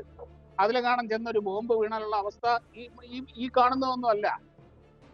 അങ്ങനെ കൃത്യമായിട്ട് പ്രിസിഷൻഡായിട്ട് വളരെ സെലക്റ്റീവായിട്ട് എന്തൊരു ബുദ്ധി. ഞാൻ ഒരു ടാർഗറ്റഡ് ആയിട്ടുള്ള ആക്രമണം തന്നെയാണ് ഇന്ത്യ നടത്തിയത്. അതിൽ ആദ്യം ഭീകര ക്യാമ്പുകൾ തന്നെ കൃത്യമായിട്ട് ടാർഗറ്റ് ചെയ്തു. പിന്നെ ഇങ്ങോട്ട് പാകിസ്ഥാൻ കയറി അടിച്ചപ്പോൾ, വ്യോമാതിർത്തി ലംഘിച്ചപ്പോൾ തിരിച്ച് അതേ നാണയത്തിൽ തന്നെ തിരിച്ചടി നൽകിയപ്പോൾ അവിടുത്തെ സിവിലിയൻസിനെ ഇന്ത്യ ഉന്നം വെച്ചില്ല, പകരം അവിടുത്തെ സൈനിക താവളങ്ങളെയാണ് ലക്ഷ്യം വെച്ചത്. അങ്ങനെയാണല്ലോ വ്യോമത്താവളങ്ങളുടെ മേൽ ഇന്ത്യൻ മിസൈലുകളും ബോംബുകളും പതിച്ചപ്പോഴാണ് പാകിസ്ഥാൻ ഒടുവിൽ ഇങ്ങനെ ഒരു വെടിനിർത്തൽ വേണം എന്നുള്ള ആവശ്യവുമായി ഇങ്ങോട്ട് സമീപിച്ചു. അതേ സമയത്ത് തന്നെ പാകിസ്ഥാൻ കുറേയേറെ നറേറ്റീവുകൾ നിരത്തി. അതിൽ ഇന്ന് ഇവർ ഖുറേഷിയും സോഫിയ ഖുറേഷിയും അതുപോലെ തന്നെ വ്യോമിക സിംഗും പറഞ്ഞ സമയത്ത് അവർ പറയുകയുണ്ടായി, പാകിസ്ഥാന്റെ ഒരു ക്ലെയിം ആയിരുന്നു പാകിസ്ഥാന്റെ J-17 വിമാനം ഇന്ത്യയുടെ S-400നും ബ്രഹ്മോസിനും നാശം വരുത്തി എന്നുള്ളതായിരുന്നു. അത് തെറ്റാണെന്ന് തെളിഞ്ഞു. പിന്നെ പാകിസ്ഥാൻ നടത്തിയ മറ്റൊരു അവകാശവാദം എന്ന് പറയുന്നത് ഇവിടുത്തെ ഇന്ത്യ തന്നെ ഇവിടുത്തെ മതസ്ഥാപനങ്ങൾക്ക് നേരെ ആക്രമണം നടത്തിയിട്ടുണ്ട് എന്നാണ്, മസ്ജിദുകൾക്ക് നേരെ വന്നു എന്നുള്ളതാണ്. പക്ഷേ അത് തെറ്റാണെന്ന് തെളിയിക്കുവാൻ ഒട്ടും താമസം ഉണ്ടായില്ല എന്നുള്ളതാണ്. ഇങ്ങനെ ഒട്ടേറെ നറേറ്റീവുകൾ വരുത്തിയിട്ടുണ്ടോ? ഒരു കാര്യം നമ്മുടെ സൈനിക ശക്തിയുടെ, നമ്മുടെ കരുത്തിന്റെ 0.5% പോലും പുറത്തെടുത്തിട്ടില്ല. ബ്രഹ്മോസ് എടുത്തിട്ടില്ല, വലിയ മിസൈലുകൾ ഒന്നും പുറത്തെടുത്തിട്ടില്ല. നമ്മുടെ ഡ്രോണുകളും ഈ ഏതാനും വിമാനങ്ങളും മാത്രമേ പറഞ്ഞിട്ടുള്ളൂ. അതും ഒറ്റ സോൾജിയർ ബോർഡർ കടന്നിട്ടില്ല, ഒരൊറ്റ വിമാനം ബോർഡർ കടന്നിട്ടില്ല. ഇതൊന്നും ചെയ്യാതെയാണ് ഇത്ര വലിയ വിജയം നേടിയത്. വീണ്ടും അത് കൃത്യമായിട്ട് ക്ലാരിഫൈ ചെയ്തുകൊണ്ടിരിക്കുകയാണ്. ഇപ്പോഴും പാകിസ്ഥാൻ കോൾഡ് അസ് ഫസ്റ്റ് എന്നുള്ളതാണ്. പാകിസ്ഥാനാണ് ഇങ്ങോട്ട് വിളിച്ചത്, വെടിനിർത്തലിന് തയ്യാറാകണമെന്ന് ആവശ്യപ്പെട്ടത് എന്നുള്ള കാര്യം MEA പറഞ്ഞിട്ടുണ്ട്. കാരണം ഇത് പാകിസ്ഥാനിൽ മറ്റൊരു രീതിയിലുള്ള നറേഷൻ വരുമല്ലോ, ഇന്ത്യ അങ്ങോട്ട് സമീപിച്ചു എന്ന രീതിയിലുള്ള നറേഷൻ വന്നേക്കാം. അങ്ങനെയല്ല, ഇന്ത്യയെ ഇങ്ങോട്ട് പാകിസ്ഥാൻ കോൾഡ് അസ് ഫസ്റ്റ് എന്നുള്ളതാണ് ഇന്ത്യയുടെ നിലപാട്. അങ്ങനെ തന്നെയാണ് സംഭവിച്ചിരിക്കുന്നു. വേറെ ആരെയും ഇങ്ങനെ ഒരു ചർച്ചയ്ക്ക് വേണ്ടി ഇന്ത്യ നിയോഗിച്ചിട്ടില്ല, ആരുടെ അടുത്തും ഇന്ത്യ പോയിട്ടില്ല. അമേരിക്ക അങ്ങനെ ഒരു അവകാശവാദം ഉന്നയിച്ചിരുന്നു, അമേരിക്കയാണ് മുൻകൈ എടുത്തിട്ടുള്ളത് എന്നുള്ളതാണ്. നേർക്കുനേറുള്ള DGMO തല ചർച്ചകൾക്ക് ഇന്ത്യ സമ്മതം മൂളുകയാണ് ചെയ്തതെന്നാണ്. അവിടുത്തെ DGMO ഇങ്ങോട്ട് സമീപിച്ചു, ഇവിടുന്ന് അങ്ങോട്ട് ചർച്ചയ്ക്ക് തയ്യാറാവുകയും ചെയ്തു എന്നുള്ളതാണ്. ഇതൊരു ഉഭയകക്ഷി അണ്ടർസ്റ്റാൻഡിംഗ് ആണ് വന്നിട്ടുള്ളത്. അത് പ്രകാരമാണ് മുന്നോട്ട് പോകുന്നത്. സിന്ധു നദീജല കരാർ മരവിപ്പിക്കുവാനുള്ള തീരുമാനത്തിൽ അത് അങ്ങനെ തന്നെയാണ്, അതിൽ ഒരു മാറ്റവും വന്നിട്ടില്ല എന്നുള്ള കാര്യവും വ്യക്തമാക്കിയിട്ടുണ്ട്. ഇന്ന് വാർത്താ സമ്മേളനത്തിൽ വിംഗ് കമാൻഡർ വ്യോമിക സിംഗ് കുറച്ച് കാര്യങ്ങൾ പറഞ്ഞിരുന്നു. അതൊന്ന് കേട്ടതിന് ശേഷം മടങ്ങിയെത്താം. Few days, as we have seen, Pakistan all has suffered very heavy and unsustainable losses after it has given us an unprovoked attack on our installations. It has suffered losses in both land and air. There has been an extensive damage to the crucial Pakistani air bases like Skardu, Sargodha, Jacobabad, and Bholari. In addition, a loss of AD weapon system and radars made the defense of Pakistani airspace untenable. Across the line of control, extensive and precise damage to military infrastructure and command control centers and logistic installations. In addition to that, 2 military personnel had led to complete breakdown of its defensive and offensive capability and also Pakistani morale. ഇതാണ് ഇപ്പോൾ ഇന്ന് വ്യോമിക സിംഗ് വാർത്താ സമ്മേളനത്തിൽ പറഞ്ഞത്. എന്തെല്ലാം നാശനഷ്ടങ്ങൾ പാകിസ്ഥാനിൽ വരുത്തിയിട്ടുണ്ട് എന്നുള്ളതാണ്. ശ്രീ മോഹൻ വർഗീസ്, പാകിസ്ഥാനാണ് രാജ്യം, അതുകൊണ്ട് തന്നെ ഇനിയും തെറ്റായ നറേഷൻസ്, അവകാശവാദങ്ങളുമായി രംഗത്തെത്തുമെന്ന കാര്യത്തിൽ സംശയമില്ലല്ലോ. അതുകൊണ്ട് തന്നെയാണ് MEA കുറെ കാര്യങ്ങൾ ഇപ്പോൾ തന്നെ ക്ലാരിഫൈ ചെയ്തിരിക്കുന്നത്. അത് അങ്ങനെ തന്നെയാണ്. പാകിസ്ഥാൻ്റെ ഒരു ചരിത്രം പരിശോധിച്ചാൽ മിസ്ഇൻഫർമേഷൻ ക്യാമ്പയിൻ, ഡിസ്റ്റോർഷൻ ടാറ്റിക്സ്, ഇതെല്ലാം തന്നെ വലിയ രീതിയിൽ ഉപയോഗപ്പെടുത്തുന്ന ഒരു രാജ്യമാണ് പാകിസ്ഥാൻ ആയിരുന്നു. പക്ഷേ ഇനി അങ്ങനെ ചെയ്യാനാവില്ല. ഇന്ത്യ പാകിസ്ഥാനോട് നോക്കി പറയുകയാണ്, ലുക്ക്, ഇനി തീവ്രവാദികളാണ് ഭാരതം ആക്രമിച്ചത്, അത് കാശ്മീരിലെ സ്വാതന്ത്ര്യ പോരാളികളാണ്, ആ വർത്തമാനം കൊണ്ട് ഇങ്ങോട്ട് വരണ്ട, ഞങ്ങൾ കളി പഠിപ്പിക്കും. ആ രീതിയിലുള്ള സംസാരം മാത്രമല്ല പ്രവൃത്തിയും. ശ്രീ മഞ്ജുഷ്, ഇതിങ്ങനെ തീരൂ, അതായത് അടിച്ചു തീരാനുള്ളത് അടിച്ചേ തീരൂ എന്ന് പറഞ്ഞാൽ ഓൾ ഔട്ട് വാറല്ല, ഇതൊരു സാമ്പിൾ വെടിക്കെട്ട് മാത്രമായിരുന്നു. അത് തന്നെ വലിയ രീതിയിലുള്ളൊരു സിംബോളിക് ഒരു ഫിയർ സൈക്കോസിസ് ജനറേറ്റ് ചെയ്തു. അതുകൊണ്ട് പാകിസ്ഥാന് മനസ്സിലായി എയർ സുപ്പീരിയോറിറ്റി പ്രിഡോമിനൻ്റ്ലി ഇന്ത്യക്കാണ്. ഇന്ത്യയുടെ ഏറിയൽ സംവിധാനങ്ങളെ നശിപ്പിക്കാൻ പാകിസ്ഥാന് കഴിഞ്ഞിട്ടില്ല. പക്ഷേ കേവലം 3 ദിവസത്തെ സംഘർഷത്തിൽ പാകിസ്ഥാൻ്റെ വ്യോമ പ്രതിരോധ സംവിധാനം താറുമാറായി. അതാണ് വ്യോമിക സിംഗിൻ്റെ ഭാഗത്ത് നിന്ന് ഇപ്പോൾ നമ്മൾ കേട്ട വാക്കുകൾ. അത് വിശ്വസിക്കാമെങ്കിൽ അത് ഇന്ത്യയുടെ ഒഫീഷ്യൽ സ്പോക്സ് പേഴ്സണാണ്, സൈനിക സ്പോക്സ് പേഴ്സൺ എന്ന രീതിയിൽ ലോകത്തോടായി പറയുകയാണ്, പാകിസ്ഥാൻ സ്കുർദു ഉൾപ്പെടെയുള്ള താവളങ്ങളിൽ യാതൊരു ദാക്ഷിണ്യമില്ലാത്ത രീതിയിലുള്ള അറ്റാക്ക് സംഭവിച്ചു. അതുകൊണ്ട് പാകിസ്ഥാൻ എയർഫോഴ്സിന് വയബിളായി ഓപ്പറേറ്റ് ചെയ്യണമെങ്കിൽ അത് സാധിക്കാത്തൊരു അന്തരീക്ഷമാണ്. അങ്ങനെയെങ്കിൽ പിന്നെ കരസേന അകത്തേക്ക് കയറിക്കഴിഞ്ഞാൽ പിന്നെ ഉണ്ടാകാൻ പോകുന്ന ഒരു ഡാമേജ് അത് ഒരിക്കലും പാകിസ്ഥാന് താങ്ങാനാവില്ല. അതുകൊണ്ട് സുഹൃത്ത് രാജ്യങ്ങൾ പാകിസ്ഥാനോടും ഇന്ത്യയോടും ഒരുപോലെ സൗഹൃദമുള്ള സൗദി അറേബ്യ ഉൾപ്പെടെയുള്ള രാജ്യങ്ങൾ ഉപദേശിച്ചിരിക്കാൻ നല്ല സാധ്യതയുണ്ട്. ഈ സമയത്ത് നിങ്ങൾക്ക് മുഖം രക്ഷിച്ച് പിൻവലിയാം. അതുകൊണ്ടാണ് director general of military operations ഇന്ത്യയെ ഇങ്ങോട്ട് ആവശ്യപ്പെടുകയും ഇന്ത്യ റെഡിലി അവൈലബിൾ ആണ്. കാരണം ഇന്ത്യയെ സംബന്ധിച്ചിടത്തോളം പാകിസ്ഥാനെ ശക്തരാജ്യമായിട്ടല്ല കാണുന്നത്, പാകിസ്ഥാനിൽ നിന്ന് കടന്നു വരുന്ന ഭീകരതയാണ് നമ്മൾ എതിർക്കുന്നത്. പാകിസ്ഥാൻ എന്ന രാജ്യത്തിൻ്റെ നിലനിൽപ്പിന് ഭീഷണിയാകുന്നതൊന്നും ചെയ്യാൻ ഇന്ത്യ ആഗ്രഹിക്കുന്നില്ല. അതായത് ഇന്ത്യ നേരിട്ടത് പാകിസ്ഥാനിലെ ഭീകരതയെയാണ്, പാകിസ്ഥാൻ ജനതയെ അല്ല, അല്ലേ? ആദ്യം ഇന്ത്യ പറഞ്ഞിരുന്നു പാക് സൈന്യത്തെയും ഇന്ത്യ നേരിടുന്നില്ല എന്ന്, നേരെ ഭീകരരെ മാത്രമാണെന്ന്. പക്ഷേ പാകിസ്ഥാൻ ഇന്ത്യയിലെ സൈനിക താവളങ്ങളെയും സാധാരണക്കാരെയും നോട്ടമിട്ടപ്പോഴാണ്, അവരെ ആക്രമിച്ചപ്പോഴാണ് സൈനിക ക്യാമ്പുകൾ പോലും ആക്രമിക്കുവാൻ ഇന്ത്യ തയ്യാറായത്, അല്ലേ? അല്ല, ഇവിടെ the nation call Pakistan needs to survive as a federal unit, അല്ലേ? ഒരു ഫെഡറേഷനാണ്.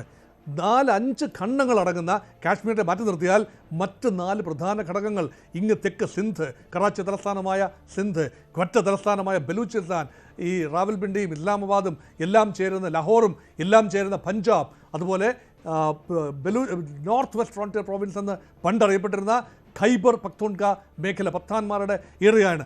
ഈ 4 പ്രദേശങ്ങളും പിന്നെ പാകിസ്ഥാൻ ഇന്ത്യയിൽ നിന്ന് കൈവശപ്പെടുത്തിയ പാക് അധിനിവേശ കാശ്മീറും, ഇങ്ങനെ 5 ഭാഗങ്ങൾ. ഇത് 5നും വ്യത്യസ്തമായ സംസ്കാരങ്ങളാണുള്ളത്. അതോടൊപ്പം തന്നെ ഉണ്ടായിരുന്ന ഒരു സംസ്കാരമാണ് ബംഗാൾ അങ്ങ് കിഴക്ക്. മുൻകാലങ്ങളിൽ ഇങ്ങനെ സാംസ്കാരിക വൈവിധ്യത്തെ സിന്തസൈസ് ചെയ്യാൻ, അംഗീകരിക്കാൻ ചരിത്രപരമായി പാകിസ്ഥാന് കഴിഞ്ഞിട്ടില്ല, അതിപ്പോഴും കഴിയുന്നില്ല. അതുകൊണ്ടാണ് ബലൂചിസ്ഥാനിൽ വലിയ രീതിയിലുള്ള വിഘടനവാദം ഉണ്ടാകുന്നത്. അതുകൊണ്ടാണ് പാകിസ്ഥാൻ്റെ ഭൂമിയുടെ ഏതാണ്ട് 42.5% ബലൂചിസ്ഥാനിലാണ്, കേവലം 5% ജനങ്ങൾ മാത്രമേ ഉള്ളൂ. പക്ഷേ ആ വിഭാഗത്തിന്, ആ ബലൂച്ചുകളോട് കാട്ടുന്ന അവഗണന, ഇൻഫ്രാസ്ട്രക്ചറൽ ഒരു ടോട്ടൽ കൊളാപ്സ് ഓഫ് ഇൻഫ്രാസ്ട്രക്ചറാണ്. പണം മുഴുവൻ പഞ്ചാബിലേക്കാണ് പോകുന്നത്. സിന്ധും ഖൈബർ പഖ്തൂൺഖയും ബലൂചിസ്ഥാനും ഒക്കെ വിസ്മൃതിയിലാണ്ട് പോകുന്നു.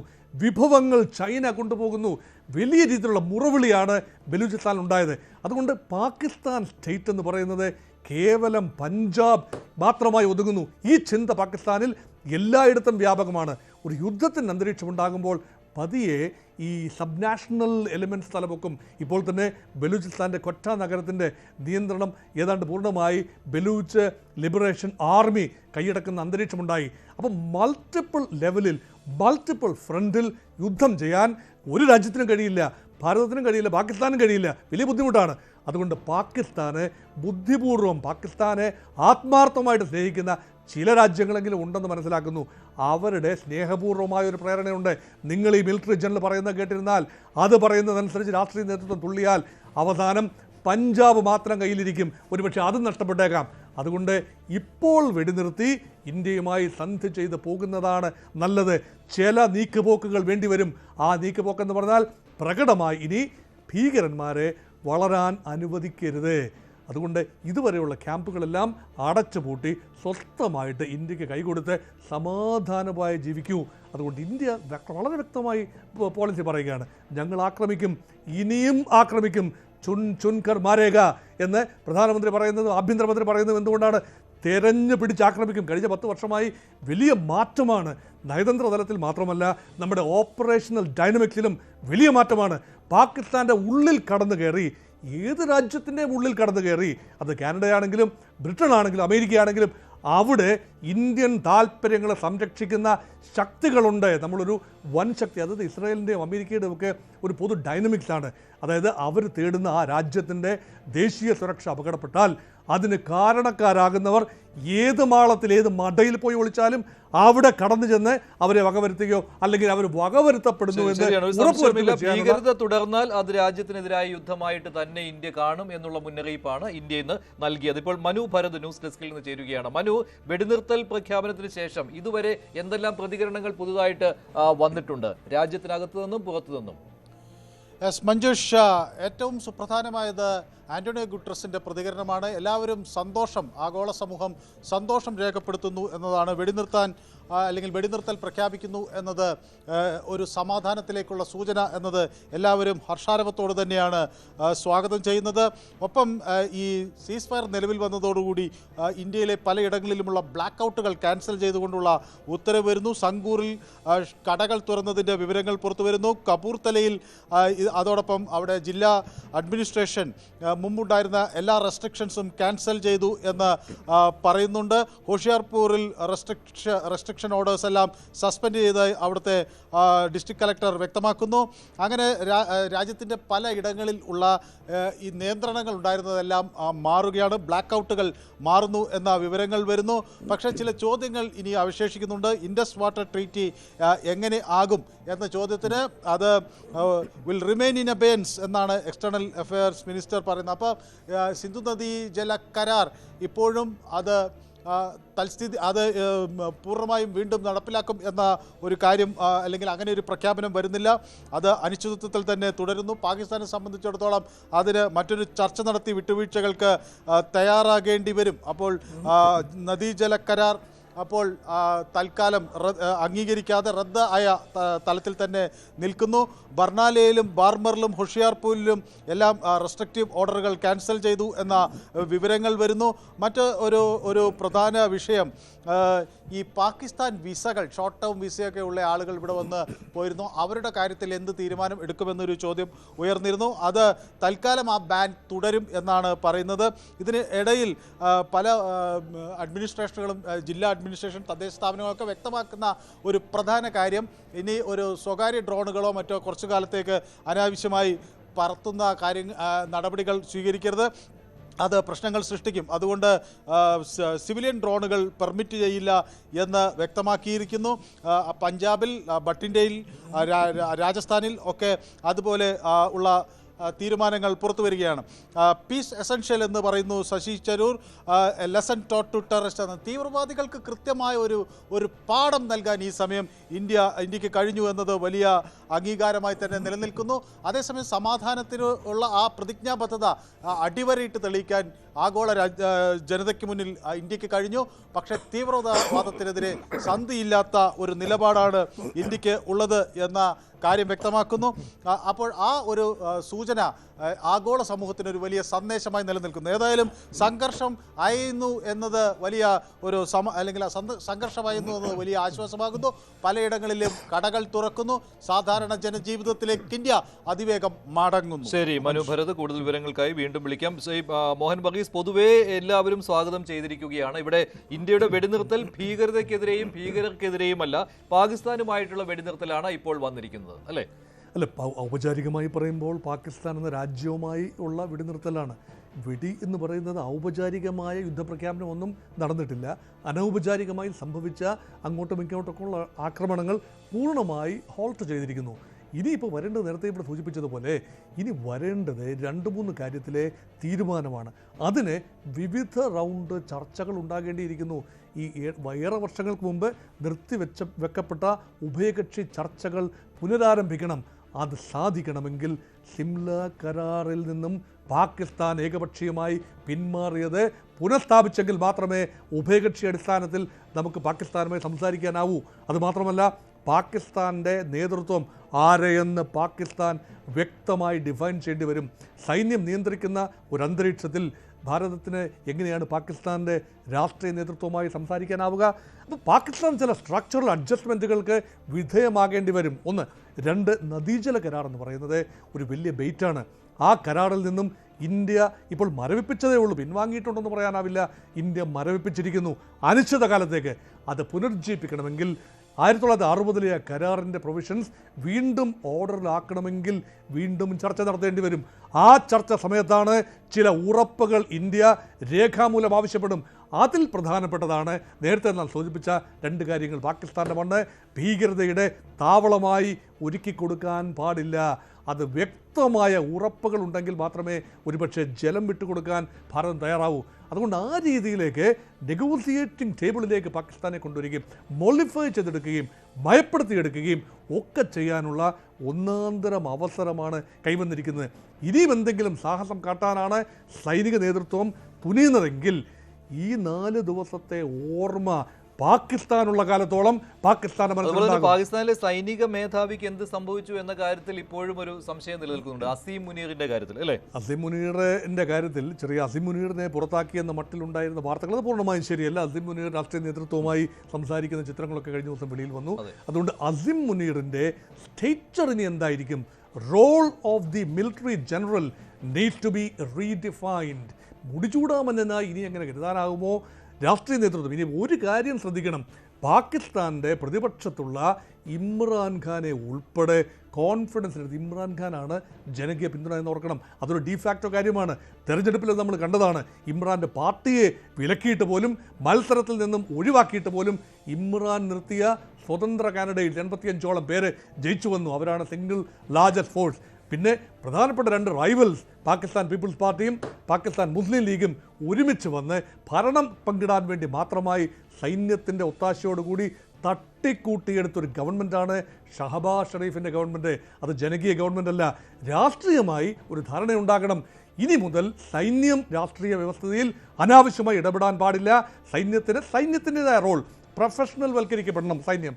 അല്ലാതെ രാഷ്ട്രീയ പ്രക്രിയയിൽ ഇടപെടുന്ന വിദേശകാര്യ ബന്ധത്തെ സ്വാധീനിക്കുന്ന രീതിയിലേക്ക് സൈന്യം പോകാൻ പാടില്ല. അതേക്കുറിച്ചൊരു ധാരണ രാഷ്ട്രീയ കക്ഷികൾക്കിടയിൽ ഉണ്ടെങ്കിൽ ജനങ്ങളുടെ പിന്തുണ ഉണ്ടാകുമെന്നതിൽ യാതൊരു സംശയവുമില്ല. അതുകൊണ്ട് ഞാൻ ആഗ്രഹിക്കുന്നത്, പാകിസ്ഥാൻ്റെ ഭാഗത്ത് ഒരുപക്ഷെ പാകിസ്ഥാനും ആഗ്രഹിക്കുന്നത് ഒരു പാരഡൈം ഷിഫ്റ്റാണ്. ഇപ്പോൾ ഇൻട്രോസ്പെക്ഷൻ്റെ സമയമാണ്. ഉള്ളിലേക്ക് നോക്കി എവിടെയാണ് തങ്ങൾക്ക് പിഴച്ചത് എന്ന് ബുദ്ധിയുണ്ടെങ്കിൽ പാകിസ്ഥാൻ്റെ സിവിൽ നേതൃത്വം മനസ്സിലാക്കും. അതനുസരിച്ച് വേണ്ട പരിഹാരക്രിയ നടത്തുകയാണെങ്കിൽ ഭംഗിയായി മുന്നോട്ട് പോകാം. പാകിസ്ഥാൻ റിസോഴ്സസ് ഉണ്ട്, നല്ല ഒന്നാന്തരം ഫെർട്ടൈൽ ഭൂമിയുണ്ട് പഞ്ചാബിൽ. വളരെ പ്രൊഡക്റ്റീവായിട്ട് ഇതെല്ലാം, ധാതു ലവണങ്ങളുണ്ട് ബലൂചിസ്ഥാനിൽ. ഇതെല്ലാം പ്രൊഡക്റ്റീവായി ഉപയോഗിക്കാൻ കഴിഞ്ഞാൽ അന്തരാള സാമ്പത്തിക അവസ്ഥയിൽ നിന്നും കരകയറാൻ സാധിക്കും. അല്ല എങ്കിൽ പക്ഷെ അതൊക്കെ ഇപ്പോൾ പാകിസ്ഥാനിൽ നിന്ന് പ്രതീക്ഷിക്കാൻ കഴിയുമോ? ഭീകരത എന്നേക്കുമായി ഇല്ലാതാക്കാനൊക്കെ പാകിസ്ഥാന് കഴിയുമെന്നൊക്കെ നമ്മൾ വിചാരിക്കുന്നത് അതൊരു കടത്തി പറച്ചിലാകും, അല്ലേ? അത് പാകിസ്ഥാൻ്റെ DNA-യിൽ ഉള്ളതാണ്. ഈ ഭീകരതയുമായിട്ടുള്ള ഒരു ബാന്ധവം എന്ന് പറയുന്നത് DNA-യിൽ ഉള്ളതാണ്. അതിനിപ്പോൾ അതൊരു എഡിറ്റിങ്ങിലൂടെ അത് മാറ്റിയെടുക്കുന്നത് ബുദ്ധിമുട്ടാണ്. പക്ഷേ ജപ്പാൻ എന്ന വളരെ കർശനമായ ക്രൂരന്മാരുടെ രാജ്യം എന്ത് സോഫ്റ്റായിട്ട് മാറി 2ാം ലോകമഹായുദ്ധത്തിന് ശേഷം. 2ാം ലോകമഹായുദ്ധത്തിൽ കിട്ടിയ തിരിച്ചടി, ഹിരോഷിമയിലും നാഗസാക്കിയിലും ബോംബ് വീണു. അതിനുശേഷം അമേരിക്കൻ ജനറൽ മക്കാർത്തറുടെ നേതൃത്വത്തിൽ ഒരു ഭരണഘടന ഉണ്ടാക്കി. അവിടെ യുദ്ധം നിരോധിച്ചുകൊണ്ട് ഒരു സമാധാനത്തിൻ്റെ ഒരു ഭരണഘടന ഉണ്ടാക്കി. സ്വിച്ച് ഇട്ടതുപോലെ ജപ്പാൻ്റെ നാഷണൽ ക്യാരക്ടർ മാറി മറിഞ്ഞു. അപ്പോൾ വാർ ഓറിയൻറ്റഡ് ഒരു ഇക്കോണമിയിൽ നിന്നും progress oriented, industry oriented, hard working ഒരു ഇക്കോണമിയിലേക്ക്, സെൻസിബിൾ ഇക്കോണമിയിലേക്ക് ജപ്പാന് നിമിഷാർത്ഥം കൊണ്ട് മാറാമെങ്കിൽ വലിയൊരു കലാമിറ്റി, ഒരു ദേശീയ ക്യാരക്ടറിനെ തന്നെ മാറ്റിമറിക്കുന്ന ഉദാഹരണങ്ങൾ ചരിത്രത്തിലേറെയുണ്ട്. ശരി ശരി ശ്രീ മോഹൻ വർഗീസ്, എന്തായാലും ഇന്ത്യയുടെ ആ മുന്നറിയിപ്പ് ഫലം കാണുകയാണ് ഇന്ന് ചെയ്തത്. ഇനിയും ഭീകരപ്രവർത്തനം നടത്തുവാനും ഇന്ത്യക്കെതിരെ ഭീകരാക്രമണം നടത്തുവാനുമാണ് ഉദ്ദേശമെങ്കിൽ അത് യുദ്ധമായി കണക്കാക്കും എന്നുള്ള ഇന്ത്യയുടെ മുന്നറിയിപ്പിന് പിന്നാലെയാണ് വെടിനിർത്തലിന് പാകിസ്ഥാൻ സന്നദ്ധമായത്, ഇങ്ങോട്ട് ഇന്ത്യയെ സമീപിച്ചത്. ഇപ്പോൾ പ്രതിരോധ വിദഗ്ധനായ ശ്രീ മോഹൻദാസ് പാറപ്പുറത്ത് കൂടി ചേരുകയാണ്. ശ്രീ മോഹൻദാസ്, ഈ വെടിനിർത്തൽ എങ്ങനെയാണ് താങ്കൾ കാണുന്നത്? ഇന്ത്യയുടെ വിജയമല്ലേ എന്ന് പറയാൻ നമുക്കിപ്പോ പറയാറായിട്ടില്ല. കാരണം കുറച്ച് മണിക്കൂറുകൾക്ക് മുമ്പേ ഉണ്ടായിട്ടുള്ള കുറെ ഡ്രമാറ്റിക് ഡെവലപ്മെന്റ്സ് ആണ് ഇപ്പോൾ നടന്നിട്ടുള്ളത്. അതിൻ്റെ ഒരു ഫലമാണ് 5 മണി തൊട്ട് നമ്മൾ സീസ് ഫയർ. അത് ശരിക്കും ഒരു സീസ് ഫയർ ആണോ എന്ന് എനിക്കറിയില്ല. കാരണം പാകിസ്ഥാനെ കൊണ്ട് അക്രമം അഴിച്ചുവിടാതിരിക്കാൻ പറയണം, അതാണ്. കാരണം ഇന്ത്യ ഒരിക്കലും ഒന്നും ചെയ്യുന്നില്ല. ഒരു അങ്ങോട്ട് കിടന്നിട്ടുള്ള ഒരു ആക്രമണമോ ഒന്നും നമ്മൾ ചെയ്യുന്നില്ല.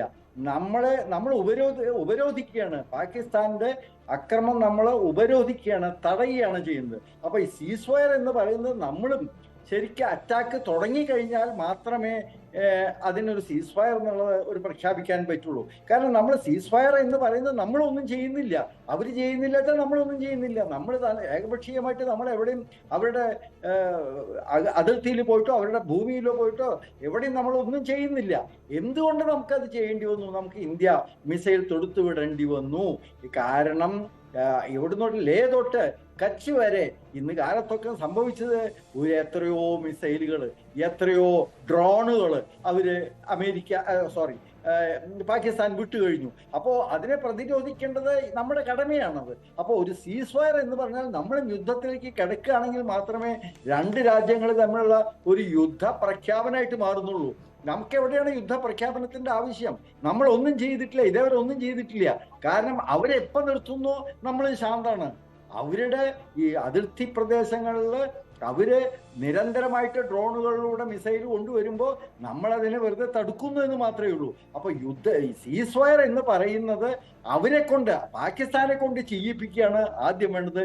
ഞങ്ങൾ ഇനി ഇന്ത്യൻ അതിർത്തികളിലോ ഇന്ത്യയിലേക്ക് ഉള്ള പ്രധാന സ്ഥലങ്ങളിലേക്കോ ഞങ്ങൾ യാതൊന്നും തൊടുത്തു വിടില്ല എന്ന് അവരെ കൊണ്ട് പറയിപ്പിക്കണം. ഇനി എന്താണ് പാകിസ്ഥാൻ അതിന് സന്നദ്ധമായത് എന്തുകൊണ്ടാണെന്നാണ് താങ്കൾ കരുതുന്നത്? യുദ്ധമുഖത്ത് പിടിച്ചു നിൽക്കുവാൻ കഴിയില്ല എന്നുള്ളൊരു തോന്നൽ പാകിസ്ഥാൻ ഉണ്ടായിട്ടുണ്ടോ? അത് മാത്രമാണോ എന്നാണ് നമുക്ക് സംശയിക്കേണ്ടിയിരിക്കുന്നു. കാരണം 3:55 വിദേശകാര്യമന്ത്രിയുടെ പ്രസ്താവനയിൽ 3:55 നമുക്കൊരു കോള് കിട്ടി. അതുകൊണ്ട് DGM മോഡി സംസാരിക്കുന്നു. അപ്പോൾ നമ്മൾ പറയുന്നത് നമ്മൾ ആവശ്യപ്പെട്ടിട്ടില്ല. നമ്മളൊരു സീസ് ഫയറിനെ നമ്മൾ ഒരു രാജ്യത്തെയും നമ്മൾ സമീപിച്ചിട്ടില്ല. ഇതെങ്ങനെ വന്നു, ആര് മുഖാന്തരം വന്നു എന്നുള്ളത് ഇപ്പോഴും വളരെ കൃത്യമായിട്ട് പറയാൻ കഴിയുന്നില്ല. എന്തുകൊണ്ടാണ് പാകിസ്ഥാൻ അങ്ങനെ ഒരു നിലപാട് അത് മുട്ടുമടക്കുകയാണോ ഉണ്ടായിട്ടുള്ളത്? പാകിസ്ഥാൻ മനസ്സിലാക്കിയിട്ട് അവർ മറ്റു രാജ്യങ്ങളോട് അപേക്ഷിക്കുകയാണോ ചെയ്തിട്ടുള്ളത്? അമേരിക്കയോടോ ചൈനയോടോ അപേക്ഷിക്കുകയാണോ ഇനി ഞങ്ങൾക്ക് പിടിച്ചു നിൽക്കാൻ കഴിയില്ല, അതുകൊണ്ട് എന്തെങ്കിലും ഒരു തീരുമാനം അതിൽ നിങ്ങളുടെ ഇൻവോൾവ്മെന്റിൽ മാത്രമേ പറ്റുള്ളൂ എന്ന് പറഞ്ഞത് കൊണ്ടാണോ ട്രംപ് അങ്ങനെ ചെയ്തതെന്ന് അറിയില്ല. പക്ഷെ നമ്മൾ വളരെ കൃത്യമായിട്ട് പറഞ്ഞിട്ടുണ്ട്, നമ്മളാരും ഭാരതം, ഇന്ത്യ നമ്മളാരും സമീപിച്ചിട്ടില്ല. ഒരു സീസ് ഫയറിന് വരൂ, ഞങ്ങൾക്ക് വയ്യ, അത് തീർച്ചയായിട്ടും വേണം നമ്മൾ പറഞ്ഞിട്ടില്ല. കാരണം നമ്മുടെ ഈ സിംല കരാർ അനുസരിച്ച് 72 സിംല കരാർ അനുസരിച്ച് ഇത് 2 രാജ്യങ്ങളും തമ്മിൽ പരിഹരിക്കേണ്ട ഒരു കാര്യമാണ്. ഒരു മൂന്നാമത്തെ ഒരു രാജ്യത്തിന് ഇടപെടേണ്ട ഒരു ആവശ്യം നമ്മളെ ഒരിക്കലും ആവശ്യപ്പെട്ടിട്ടില്ല. ഒരു രാജ്യത്തിനോട് നമ്മൾ ആവശ്യപ്പെട്ടിട്ടില്ല, നമുക്ക് അതിന്റെ ആവശ്യമില്ല. ഇനിയും പാകിസ്ഥാൻ അത് തുടരുകയാണെങ്കിൽ തീർച്ചയായിട്ടും നമ്മൾ അതിന്റെ എന്താണ് പ്രതിഫലനം നമ്മൾ കാണിച്ചു കൊടുക്കുന്നത്. കഴിഞ്ഞ 2-3 ദിവസങ്ങളായിട്ട് അവർ മനസ്സിലാക്കിയിരിക്കുന്നെന്ന്. അവര് എല്ലാം കൊണ്ടും അവർ തകർന്നിരിക്കുന്ന ഒരു സമയത്താണ്. ഒരു പക്ഷേ എനിക്ക് തോന്നുന്നത്, പിന്നെ മാത്രമല്ല IMFന്റെ മുമ്പിൽ പോയിരിക്കുന്നു അവര്. പക്ഷെ ഏറ്റവും കൂടുതൽ ലോകരാഷ്ട്രങ്ങൾ എന്തുകൊണ്ട് അതിന് മുന്നോട്ട് വരുന്നില്ല? ഒരു ടെററിസ്റ്റ് രാജ്യമാണ് പാകിസ്ഥാൻ എന്നുള്ളത് വളരെ കൃത്യമായിട്ട് നമ്മൾ പറയുന്നു. നമ്മൾ എല്ലാവർക്കും നമ്മൾ അതിന്റെ തെളിവുകൾ കൊടുക്കുന്നു, എല്ലാ കാര്യങ്ങളും. കാരണം 22 മുതൽ കഴിഞ്ഞ ഏപ്രിൽ 22 മുതൽ 26 ആൾക്കാരെ നമ്മൾ കൊന്നു. നമ്മൾ അവിടുത്തെ ഭീകരരെ കൊന്നു കഴിഞ്ഞു. നമ്മൾ അപ്പോഴും ഒന്നും പ്രതികരിച്ചിട്ടില്ല. 2 ആഴ്ച നമ്മൾ സമയം കൊടുത്തു അവർക്ക്. നിങ്ങൾ ചെയ്യൂ. നിങ്ങളുടെ മിലിറ്ററി, പാകിസ്ഥാന്റെ മിലിറ്ററിയോട് പറഞ്ഞു, ഗവൺമെന്റിനോട് പറഞ്ഞു, ഇനി നിങ്ങളുടെ ചുമതലയാണ് ആ ഭീകരരെ നിലയ്ക്ക് നിർത്തേണ്ടതെന്നുള്ളത്. നിങ്ങൾ ഒന്നും ചെയ്തില്ല. ആ സമയത്താണ്, അങ്ങനെയാണെങ്കിൽ നമ്മളാണ് ഒരു അക്രമം അഴിച്ചുവിട്ടാൽ നമുക്ക് ഉടനെ ചേർന്ന് ആക്രമിക്കാമായിരുന്നല്ലോ, അപ്പൊ തന്നെ നമുക്കൊരു മറുപടി കൊടുക്കാം. പക്ഷേ ഇന്ത്യ സംയമനം പാലിച്ചു. ഇപ്പോഴും അതാണ്, നമ്മളൊന്നും ചെയ്തിട്ടില്ല. നമ്മൾ ഒരു രാജ്യത്തിന്റെ പിന്നിലും അമേരിക്കയോടോ ഒന്നും നമ്മൾ പറഞ്ഞിട്ടില്ല ഇത് എങ്ങനെയും ഒന്ന് നിർത്താൻ ഒന്ന് ഇടപെടണമെന്നുള്ളത് ഇല്ല. അപ്പൊ അതിന്റെ അർത്ഥം ഒരുപക്ഷെ പാകിസ്ഥാന് മനസ്സിലായിട്ടുണ്ട് ഇനി ഞങ്ങൾക്ക് ഒന്നിനും ഒരു സാധ്യതയില്ല. എൻ്റെ സംശയം ഒരുപക്ഷെ നമ്മുടെ മിസൈലുകൾ വീണ്ടും അവിടെ പോയിട്ടിരിക്കുമ്പോൾ കാലത്തൊക്കെ നമ്മൾ വളരെ ശക്തമായി പ്രതികരിച്ചിട്ടുണ്ട് നമ്മുടെ യുദ്ധ മിസൈലുകളുകൊണ്ട്. അത് എവിടെങ്കിലും പാകിസ്ഥാന്റെ ഒരു പക്ഷെ വളരെ ന്യൂക്ലിയർ ഇൻസ്റ്റലേഷന്റെ അടുത്ത് ചെന്നിട്ടുണ്ടോ, ഇനി അതുകൊണ്ട് അവരാകെ വിഷമിച്ചിരിക്കുന്നുണ്ടോ, അത് നമുക്ക് പറയാൻ കഴിയില്ല. ഇനി അവർക്കൊരു ലാസ്റ്റ് റിസോർട്ട് എന്നുള്ള നിലയ്ക്ക് ഇത് നിർത്തിയേ കഴിയൂ. ഈ നിർത്തിയേ കഴിയാൽ ഉടനെ അങ്ങോട്ട് ഇന്ത്യയോട് പറഞ്ഞാൽ നമ്മളത് കേൾക്കാൻ പോകുന്നില്ല. അതുകൊണ്ടൊരു പക്ഷേ അമേരിക്കയോട് പറഞ്ഞ് അപേക്ഷിച്ചിട്ടുണ്ടായിരിക്കും.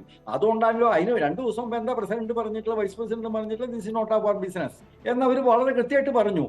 എന്തെങ്കിലും അവർ നടക്കട്ടെ, ഞങ്ങൾക്ക് 2 പേരെ അറിയാം, അത് അവർ തമ്മിലുള്ളൊരു പ്രശ്നം, ഞങ്ങളതിൽ ഇടപെടുന്നില്ല എന്ന് വളരെ പ്രസിഡന്റ് ട്രംപ് ഇപ്പൊ ഇന്ന് എന്താ ഉണ്ടായത്, DG MODയോട് പറഞ്ഞ് ഇന്ന് സംസാരിച്ചു. നമ്മളതിന് ശരി, നമുക്കത് വേണ്ട എന്ന് പറയേണ്ട ആവശ്യമില്ല. പാകിസ്ഥാനിന്റെ DGMO, ഇന്ത്യൻ DGMO പറഞ്ഞു. അപ്പൊ ഇത് 2 രാഷ്ട്രങ്ങൾ തമ്മിലുള്ള ഒരു കാര്യമാണ്. നമ്മളിപ്പോ അമേരിക്ക പറഞ്ഞിട്ടല്ല നമ്മൾ ഈ സീസ്വയറിന് നമ്മൾ അഗ്രി ചെയ്തിട്ടുള്ളത്, അല്ലെങ്കിൽ വേറെ ഏത് രാജ്യം പറഞ്ഞിട്ടല്ല, പാകിസ്ഥാൻ തന്നെ പറഞ്ഞിട്ടുള്ളതാണ്. അപ്പൊ എന്ത് സമാധാനവും ഇനി വേണ്ടതും നമ്മൾ ഇന്ത്യയും പാകിസ്ഥാനും നേരിട്ട് ഇരുന്ന് സംസാരിച്ചിരുന്നു. ഇത് കൃത്യമായിട്ട് എന്ത് സംഭവിച്ചു, ഈ 5 മണി മുതൽ അത് that has come to force അങ്ങനെയാണ് പറഞ്ഞിട്ടുള്ളത്. പക്ഷേ എന്താണ് അതിന്റെ കാര്യങ്ങൾ എന്നുള്ള കാര്യങ്ങൾ ഇപ്പൊ ഓപ്പോസിഷൻ ഇപ്പൊ തന്നെ ഇവിടെ പറയാൻ തുടങ്ങി, ഇന്നൊരു പാർലമെന്റ് സെഷൻ വേണം, അല്ലെങ്കിൽ എന്താണ് തീരുമാനിക്കേണ്ടതെന്നുള്ളത്. വെറുതെ ഇപ്പൊ വെടിനിർത്തലുകൊണ്ട് പോരാ. കാരണം നമുക്ക് കൃത്യമായിട്ടുള്ള ഒരു അഷ്വറൻസ് കിട്ടണം. ഇനി പാകിസ്ഥാൻ ഒരു ഭീകരരെയും പിടിക്കില്ല എന്നോ, അല്ലെങ്കിൽ അവരുടെ സപ്പോർട്ടിൽ ഇന്ത്യക്കെതിരായിട്ടുള്ള ഒരു ആക്രമണം നടത്തുന്നില്ല എന്നുള്ള വളരെ കൃത്യമായ ഒരു അഷ്വറൻസ് തരണം. ഇത് വെറുതെ കുറച്ച് ഭീകരർക്ക് മാത്രം കൊടുത്തിട്ട് പാകിസ്ഥാനോ മിലിറ്ററി അവിടെ ഇരുന്നാൽ പോരാ. അതല്ലാതെ നമുക്ക് യാതൊരു കാര്യമില്ല. 65-ലും 72-ലും 71-ലും എന്താ ഉണ്ടായത്? പിന്നെ നമ്മൾ ടാഷ്കണ്ടിൽ പോയി, ഇവിടെ സിംല കരാർ സംഭവിച്ചു, എന്നിട്ടും ഒന്നും സംഭവിച്ചില്ല. അപ്പൊ അങ്ങനെ വെറുതെ ഒരു സീസ് ഫയർ കൊണ്ട് യാതൊരു കാര്യമില്ല. പക്ഷെ എന്താണ് സംഭവിക്കുന്നത് വളരെ കൃത്യമായിട്ട് നമുക്ക് അഷ്വറൻസ് കിട്ടണം. ഇനി അവർക്ക് കയ്യും കെട്ടി നിൽക്കാൻ പറ്റില്ല. അത് കുറെ ഭീകരർ മാത്രമാണ് അത് ചെയ്യുന്നത്, ഞങ്ങൾക്കൊന്നും അറിയില്ല എന്ന് പറയുന്ന ഒരു ഒഴുക്കൻ മറുപടി കിട്ടിയാൽ നമുക്ക് അതിൽ യാതൊരു. ശരിയാണ് ശ്രീ മോഹൻദാസ്. അതുപോലെ തന്നെ ഈ ഭീകരതയെ വളർത്തുന്ന രാജ്യമാണ് പാകിസ്ഥാൻ എന്നുള്ള കാര്യം അവരുടെ തന്നെ ഭരണാധികാരികൾക്ക് പോലും ഇതിനിടയ്ക്ക് സമ്മതിക്കേണ്ടി വന്നിട്ടുണ്ട്. മുൻപ് ഞങ്ങൾ അങ്ങനെ ചെയ്തിട്ടുണ്ട്, അത് അമേരിക്കയ്ക്ക് വേണ്ടിയാണ്, പാശ്ചാത്യ രാജ്യങ്ങൾക്ക് വേണ്ടിയാണ് എന്നൊക്കെ സമ്മതിക്കേണ്ടി വന്നത് തന്നെ ഇന്ത്യയുടെ ഈ കടുത്ത നിലപാട്, ശക്തമായ നിലപാട് ഭീകരതയ്ക്കെതിരെ വന്നതുകൊണ്ടാണ്. ഇപ്പോൾ ശ്രീ സേനാപതി വേണു, ഈ നിലവിൽ പ്രതിപക്ഷ നേതാക്കളുടെ ഒക്കെ പ്രതികരണം വന്നിട്ടുള്ളത് നല്ല തീരുമാനം എന്നത് തന്നെയാണ്. സമാധാനം വേണം, പക്ഷേ അതേസമയം തന്നെ ഭീകരതയെ തുടച്ചു മാറ്റണം, ഭീകരർക്ക് ഒരു പാഠം നൽകാൻ കഴിഞ്ഞിട്ടുണ്ട് എന്ന് ശശി തരൂരിൻ്റെ പ്രസ്താവനയാണ് അതിലേറ്റവും പ്രധാനമായിട്ട് വന്നിട്ടുള്ളത്. അതുപോലെ തന്നെ RJD പോലെയുള്ള പാർട്ടികൾ, അങ്ങനെ പലരും SP, അങ്ങനെ ഒരുപാട് പാർട്ടികൾ, പ്രതിപക്ഷ പാർട്ടികൾ പ്രതികരണം നടത്തിയിട്ടുള്ളതും ഇന്ത്യൻ സൈന്യത്തിന് അഭിവാദ്യം അർപ്പിച്ചുകൊണ്ട് തന്നെ ധീരമായിട്ട് തന്നെ അവർ പോരാടി. ഇപ്പോൾ പക്ഷേ സമാധാനത്തിൻ്റെ ഒരു സാഹചര്യം വന്നിട്ടുള്ളപ്പോൾ അതിൽ ആ രീതിയിൽ തന്നെ പ്രതികരിച്ച് നന്നായി എന്നാണ്. അപ്പോൾ അങ്ങനെ തന്നെയാണ് ഇപ്പോൾ നിലവിൽ ഒരു പ്രതിപക്ഷ പിന്തുണ വന്നിട്ടുണ്ട്.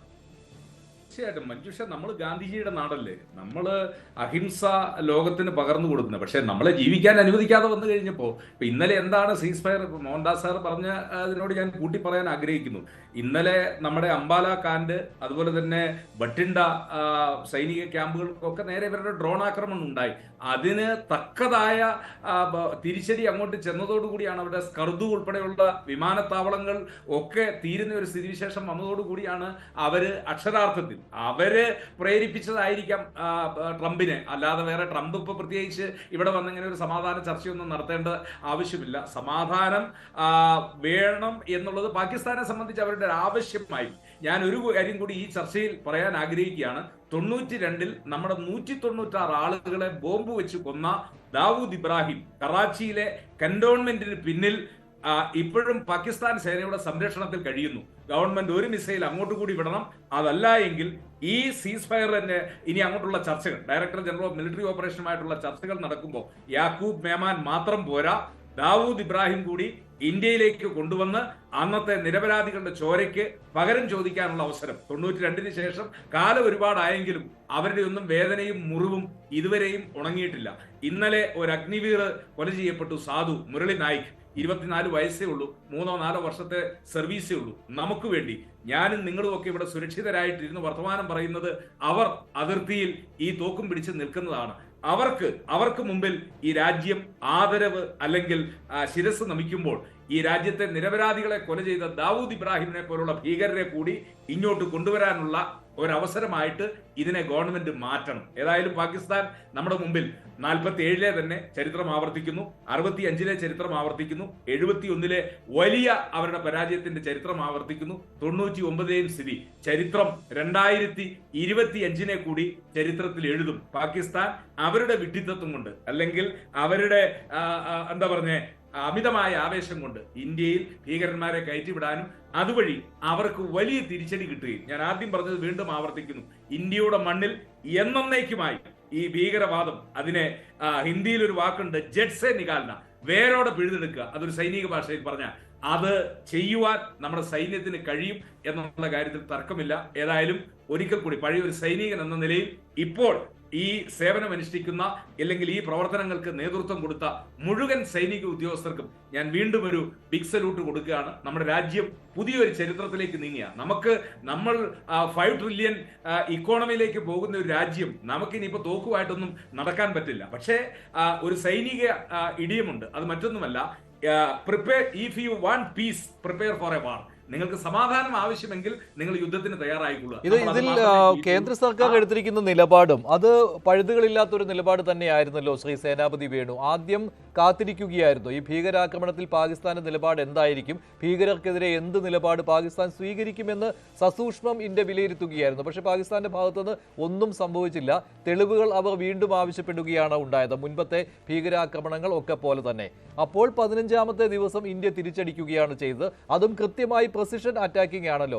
ഭീകര ക്യാമ്പുകൾ തന്നെ തെരഞ്ഞെടുത്ത് 9 ക്യാമ്പുകളും നിർവീര്യമാക്കുകയാണ് ചെയ്തത്. അപ്പോൾ കൃത്യമായ നിലപാടാണല്ലോ കേന്ദ്ര സർക്കാർ ഇക്കാര്യത്തിൽ എടുത്തത്. അതിനുശേഷവും ഇന്ത്യ അങ്ങോട്ട് പറഞ്ഞിരുന്നു, ഞങ്ങൾക്ക് ഇത് എസ്കലേറ്റ് ചെയ്യുവാനുള്ള ആഗ്രഹമില്ല, പക്ഷെ പാകിസ്ഥാൻ അങ്ങനെയാണ് ആഗ്രഹിക്കുന്നതെങ്കിൽ പാകിസ്ഥാൻ ആഗ്രഹിക്കാമെന്ന്. അത് ആ ടൈംലി ആയിട്ടുള്ള കൃത്യസമയത്ത് തന്നെ എടുത്ത ഒരു തീരുമാനമാണല്ലോ കേന്ദ്ര സർക്കാരിൻ്റെ. അല്ല, നിശ്ചയമായി അല്ല, നമുക്ക് വേണമായിരുന്നുവെങ്കിൽ ഈ മിസൈലുകളൊക്കെ പാകിസ്ഥാന്റെ സൈനിക കേന്ദ്രങ്ങളിലേക്ക് അയക്കാൻ കഴിയുമായിരുന്നില്ല. ചിലപ്പം യുദ്ധം പൊട്ടിപ്പുറപ്പെടുമായിരിക്കും, കാരണം അത് തന്നെ നമ്മൾ പ്രതീക്ഷിച്ചുകൊണ്ടാണ്. പക്ഷേ ഞാൻ സൈന്യത്തിലൊരു അധ്യാപകനായതുകൊണ്ട് ഞങ്ങൾ ഈ മാപ്പ് റീഡിങ്, ഗ്രിഡ് റെഫറൻസ് നോക്കി 10 മീറ്റർ അല്ലെങ്കിൽ 50 മീറ്റർ, അപ്പൊ എത്ര കൃത്യമായ രീതിയിലാണ്, എത്ര ആക്യുറസിയിലാണ് നമ്മുടെ മിസൈലുകൾ പോയി പതിച്ചത് എന്നുള്ളതാണ്. ഞാനിപ്പോൾ അതിനകത്ത് ഈ പഠനങ്ങളിൽ പുതിയ ഇതിൽ വായിച്ച് മനസ്സിലാക്കിയിട്ടുള്ളതാണ്. ഇതിന്റെ പ്രതിച്ഛായ കൂടി, അതായത് നമ്മൾ ഇതിനെ ടാർഗറ്റ് തൊടുത്തു വിടുമ്പോൾ അതിന്റെ പ്രതിച്ഛായ കൂടി, കാരണം വേറെ ഒരു ടാർഗറ്റിലോട്ട് മാറിപ്പോയാൽ അത് സ്ഫോടനം നടക്കുകയില്ല എന്നുള്ളതാണ്. അപ്പൊ എത്ര കൃത്യമായ ആക്യുറസിയിലാണ് നമ്മുടെ ആർമിയുടെ സംവിധാനങ്ങൾ പ്രവർത്തിച്ചത് എന്നുള്ളതാണ്. ഒരു സിവിലിയൻ കാഷ്വാലിറ്റി പോലും ഉണ്ടായില്ല എന്നുള്ള, ആരുടെയെങ്കിലും കാഷ്വാലിറ്റി ഉണ്ടായിരുന്നുവെങ്കിൽ പാകിസ്ഥാൻ അവരുടെ മൃതശരീരവുമായിട്ട് രാജ്യം മുഴുവൻ വിലാപവുമായിട്ട് ഇറങ്ങുമായിരുന്നില്ലേ? അപ്പോ എത്ര കൃത്യതയോട് കൂടിയുള്ള ആ സൈന്യത്തിന്റെ നീക്കങ്ങൾ, അതൊക്കെ റിയലി അപ്രീഷിയബിൾ ആണ്. നമുക്ക് ആവശ്യം സമാധാനമാണ്. കാരണം നമ്മൾ ഒരിക്കലും ഈ ഭീകരവാദത്തെ പ്രോത്സാഹിപ്പിക്കുകയും ആയുധം കൊടുത്ത ആളുകളെ അന്യരാജ്യങ്ങളിലേക്ക് വിട്ട് അവിടെ ഭീകരവാദം വളർത്തുന്നവരുമല്ല.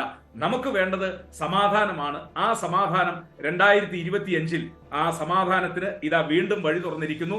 ഇനി കാശ്മീരിന്റെ മണ്ണിൽ, ഞാൻ വീണ്ടും ആവർത്തിക്കുന്നു, ഇനി കാശ്മീരിന്റെ മണ്ണിൽ ഒരു ഭീകരനും പാകിസ്ഥാന്റെ AK-47 ഇൻസാസ് റൈഫിളോ പിടിച്ചുകൊണ്ട് ഒരു നിരപരാധിയുടെ നേരെയും നിറയൊഴിക്കാൻ ധൈര്യം കാണിക്കില്ല എന്നുള്ളത് ആ ചരിത്രം നമ്മുടെ മുമ്പിലേക്ക് എത്താൻ പോവുകയാണ്.